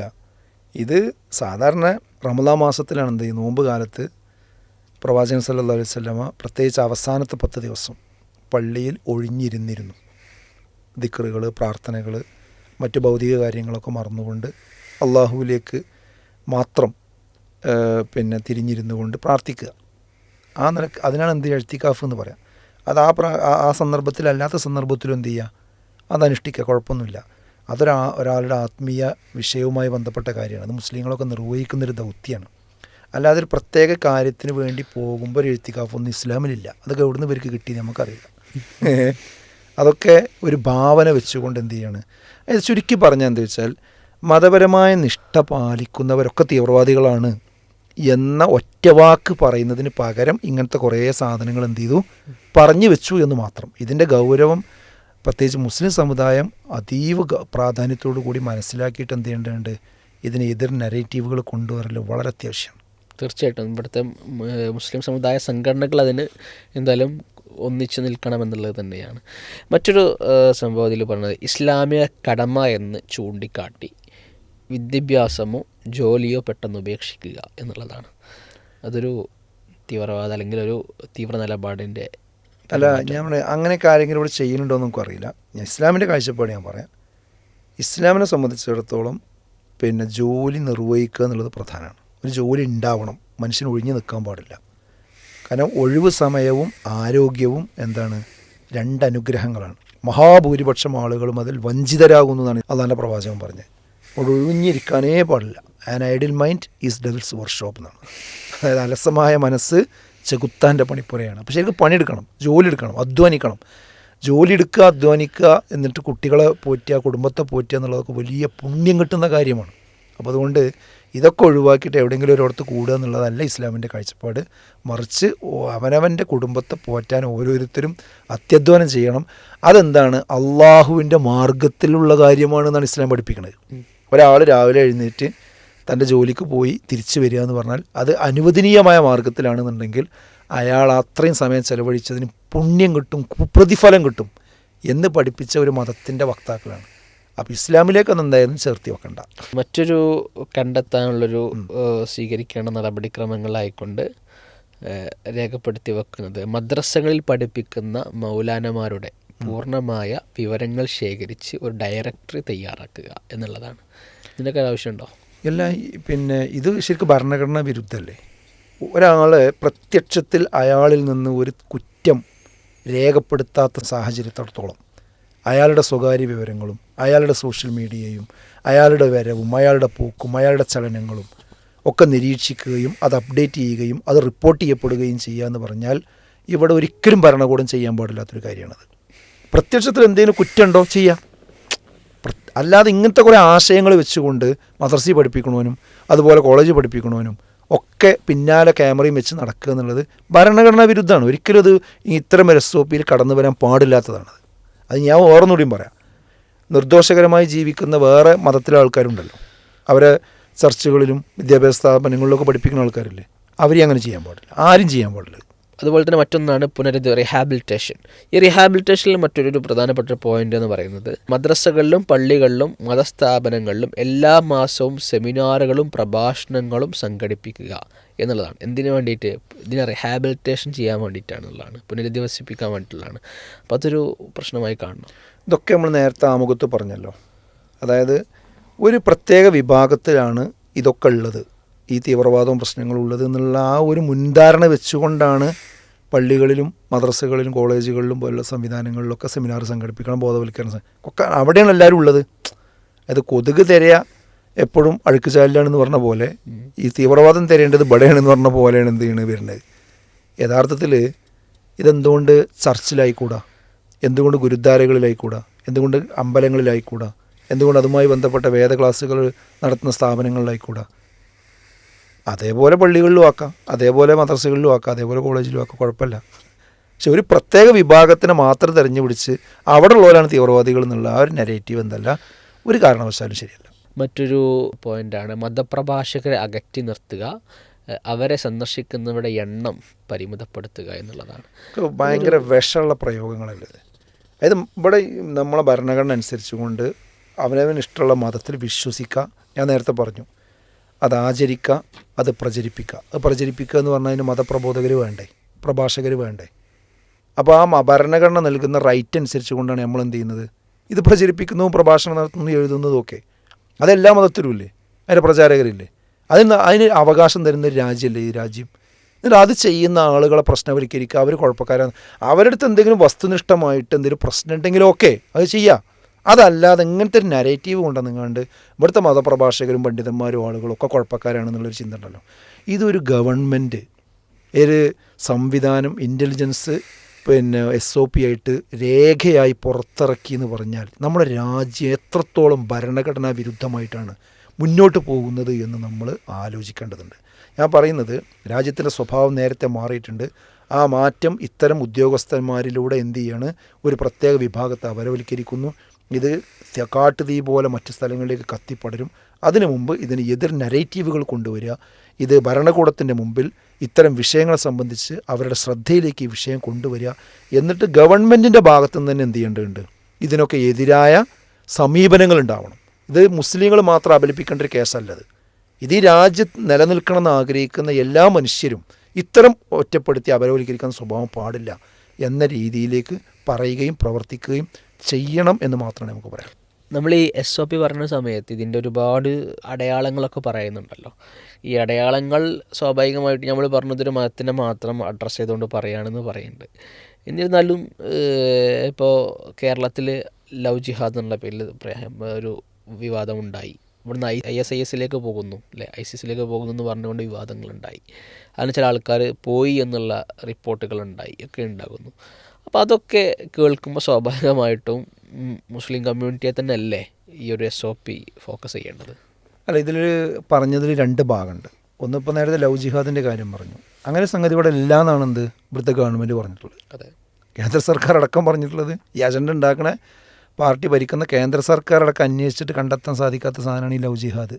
പിന്നെ ജിഹാദിൻ്റെ പേരില്ലാത്ത എന്താ ഉള്ളത്? നാർക്കോട്ടിക് ജിഹാദ്, മറ്റ് ജിഹാദ്, അല്ലേ? എല്ലാം ജിഹാദ് ചേർത്തിട്ടാണല്ലോ പറയുന്നത്. അപ്പോൾ അത് ജിഹാദ് അവസരം, അതെ, ഓക്കെ. അപ്പോൾ അതിപ്പോൾ ഒരു തമാശയായി മാറിയിട്ടുണ്ട്, ഒരു ക്ലീശയായി മാറിയിട്ടുണ്ട് ഇപ്പോൾ അത്. പിന്നെ IS കാര്യം പറഞ്ഞു. IS വിഷയത്തിൽ ചില ആളുകളെ പിടിക്കപ്പെട്ടിട്ടുണ്ട്. ആ പിടിക്കപ്പെട്ട ആളുകളോട് ഇവിടുത്തെ മുസ്ലിം സമുദായം, മുഖ്യധാര സംഘടനകൾ സ്വീകരിച്ച സമീപനം എന്താ? അതിനെല്ലാവരും തള്ളി പറഞ്ഞു. ഞാൻ നേരത്തെ പറഞ്ഞില്ലേ, ഈ IS എന്ന് പറഞ്ഞ സാധനത്തിൽ അത് ശരിക്കും സയനിസ്റ്റുകൾ, ഇസ്ലാം വിരുദ്ധർ, മുസ്ലിം വേഷം ധരിച്ച ആളുകളെ അവർ വാടകയ്ക്കെടുത്തുകൊണ്ട് ചെയ്ത ഒരു പരിപാടിയാണത്. അത് മുസ്ലിങ്ങൾ തിരിച്ചറിഞ്ഞിട്ടുണ്ട്. അത്തരം ആളുകൾ ഉപയോഗപ്പെടുത്തുന്ന ആൾക്കാർ ഇത് ഇസ്ലാം പട്ടല്ല എന്ന് ആഗോളതലത്തിൽ എന്ത് ചെയ്തിട്ടുണ്ട്? ഹാജിമാരുടെ സംഗമത്തിൽ വെച്ചുകൊണ്ട് പിന്നെ ആലു ഷേഖ് പ്രഖ്യാപിച്ചിട്ടുണ്ട്. എല്ലാവരും ഇതിനെതിരെ രംഗത്ത് വരണം. അപ്പോൾ നമ്മുടെ കേരളത്തിലേക്ക് വന്നാൽ മുജാഹിദ് പ്രസ്ഥാനമാകട്ടെ, മറ്റു മുസ്ലിം സംഘടനകളാകട്ടെ, ഇവിടുത്തെ മുഖ്യധാര മുസ്ലിം സംഘടന ഒരാളും അതിനെ അംഗീകരിച്ചിട്ടില്ല. തീർത്തും അത്തരം ആശയങ്ങൾ സ്ഥാപിക്കാൻ വേണ്ടി ആരെങ്കിലും ഖുർആനെയും ഹദീസിനെയും ദുരുപയോഗം ചെയ്തിട്ടുണ്ടെങ്കിൽ അതിനെതിരെ ശക്തമായി രംഗത്ത് വരികയും അതിന് സെമിനാറുകളും സിമ്പോസിയങ്ങളും സംഘടിപ്പിക്കുകയും അതിന് ദുർവ്യാഖ്യാനം ചെയ്യുന്ന ആയത്തുകളെയും ഹദീസുകളുടെയും വസ്തുത എന്താണെന്ന് ഇവിടെ വ്യക്തമാക്കുകയും ചെയ്തത് ഇവിടുത്തെ മുസ്ലിങ്ങളാണ്. അതൊരിക്കലും അല്ലല്ല ഇവിടുത്തെ മറ്റുള്ള ആൾക്കാരല്ല. അതൊക്കെ ശരിക്കും മുസ്ലിങ്ങൾ അതിൻ്റെ വൃത്തിക്ക് ചെയ്തിട്ടുണ്ട്, യാതൊരു തർക്കമല്ല. അപ്പോൾ അത് വെച്ചുകൊണ്ട് എന്ത് ചെയ്യേണ്ടതില്ല, ഇത് ജനറലൈസ് ചെയ്ത് കണ്ട് ഇങ്ങനെ SOP കൊണ്ടുവന്ന് പിന്നെ അപരവൽക്കരിക്കേണ്ട യാതൊരു കാര്യമില്ല. അതെ, ഇതേ രൂപത്തിൽ മറ്റു മതത്തിലുള്ള ആളുകളെയും പിടിക്കപ്പെട്ടിരുന്ന സാഹചര്യങ്ങൾ ഉണ്ടായിട്ടുണ്ടല്ലോ. അപ്പോൾ ഏതെങ്കിലും ഒരു മതത്തെ മാത്രം ടാർഗറ്റ് ചെയ്യുന്നൊരവസ്ഥ ഉണ്ടാകേണ്ടതില്ല എന്നുള്ളത് തന്നെയാണ്. കളമശ്ശേരി, അതെ, വലിയ ഉദാഹരണമാണ് അല്ലേ? അതിൻ്റെ പ്രതി പിടിക്കുന്നത് വരെ എല്ലാവരും ഭയങ്കര വിജിലൻ്റ് ചെയ്യുന്നു. പ്രതിനെ പിടിച്ച് മാർട്ടിൻ എന്ന പേര് വന്നതോടുകൂടി എന്തായി? പിന്നെ ആർക്കും ആ വിഷയം ആവശ്യമില്ല. അതൊക്കെ ഒരു മുൻധാരണ വെച്ചുകൊണ്ടുള്ള വേട്ടയാടലാണ്, വേറൊന്നുമല്ല. ഓക്കെ, തീർച്ചയായിട്ടും ഈ ഒരു പോഡ്കാസ്റ്റ് പരിപൂർണമായിട്ടും നമ്മൾ വ്യക്തമാക്കുന്നത് ഒരു മതത്തെ മാത്രം ടാർഗറ്റ് ചെയ്തുകൊണ്ട് അതിനുവേണ്ടി അതിൽ മാത്രമാണ് ഈ ഒരു റാഡിക്കൽ പേഴ്സൺസ് ഉള്ളത്, തീവ്രപരമായിട്ടുള്ള ചിന്തിക്കുന്ന ആളുകളുള്ളത്, അവരുടെ സ്വഭാവങ്ങൾ ഇന്നതൊക്കെയാണ്, മതചിഹ്നങ്ങളെ അത് തീവ്ര ചിന്തയുടെ ആൾക്കാരാണ് എന്ന് പറഞ്ഞ് ഒരു ചാപ്പ കുത്തുന്ന രീതി ഒരിക്കലും എന്നുള്ളതല്ല. അത് നമ്മുടെ രാജ്യത്തിന് ഭൂഷണമല്ല എന്നുള്ളത് തന്നെയാണ്. അതുകൊണ്ട് ഈ എല്ലാ തരത്തിലുമുള്ള ആളുകൾ, എല്ലാ മതത്തിലുമുള്ള ആളുകൾ, ഒരു പക്ഷേ തീവ്രവാദത്തെ ഒരിക്കലും ഒരു മതത്തിൻ്റെ കൂട്ടിൽ കൊണ്ടുപോയി കെട്ടാൻ പാടില്ലാത്തതാണ്. ഒരു മതവും തീവ്രവാദം ചെയ്യുന്നില്ല, സപ്പോർട്ട് ചെയ്യുന്നില്ല. അതുകൊണ്ട് തന്നെ അതിനൊരു പ്രത്യേക ഒരു മതമാണെന്ന് പറഞ്ഞുകൊണ്ട് ഇത്തരം ചാപ്പ കുത്തുന്നത് ഒരിക്കലും പാടില്ലാത്തതാണ്. അതിനുവേണ്ടി ഇതുപോലെയുള്ള SOPകൾ പുറത്തിറക്കുന്നതും ഒരിക്കലും ഒരു സമൂഹത്തോട് ചെയ്യുന്ന ഏറ്റവും വലിയൊരു നീതികേടാണെന്നും കൂടിയാണ് ഈ ഒരു സമയത്തിൽ ഓർമ്മപ്പെടുത്താനുള്ളത്. ഇതിനുവേണ്ടി ശബ്ദമുയർത്തുക എന്ന് പറയുന്നത് ഓരോ ജനാധിപത്യ പൗരൻ്റെയും ഒരു ധർമ്മവും കടമയുമാണെന്നാണ് ഈ ഒരു പോഡ്കാസ്റ്റ് അവസാനിപ്പിക്കുമ്പോൾ പറയാനുള്ളത്.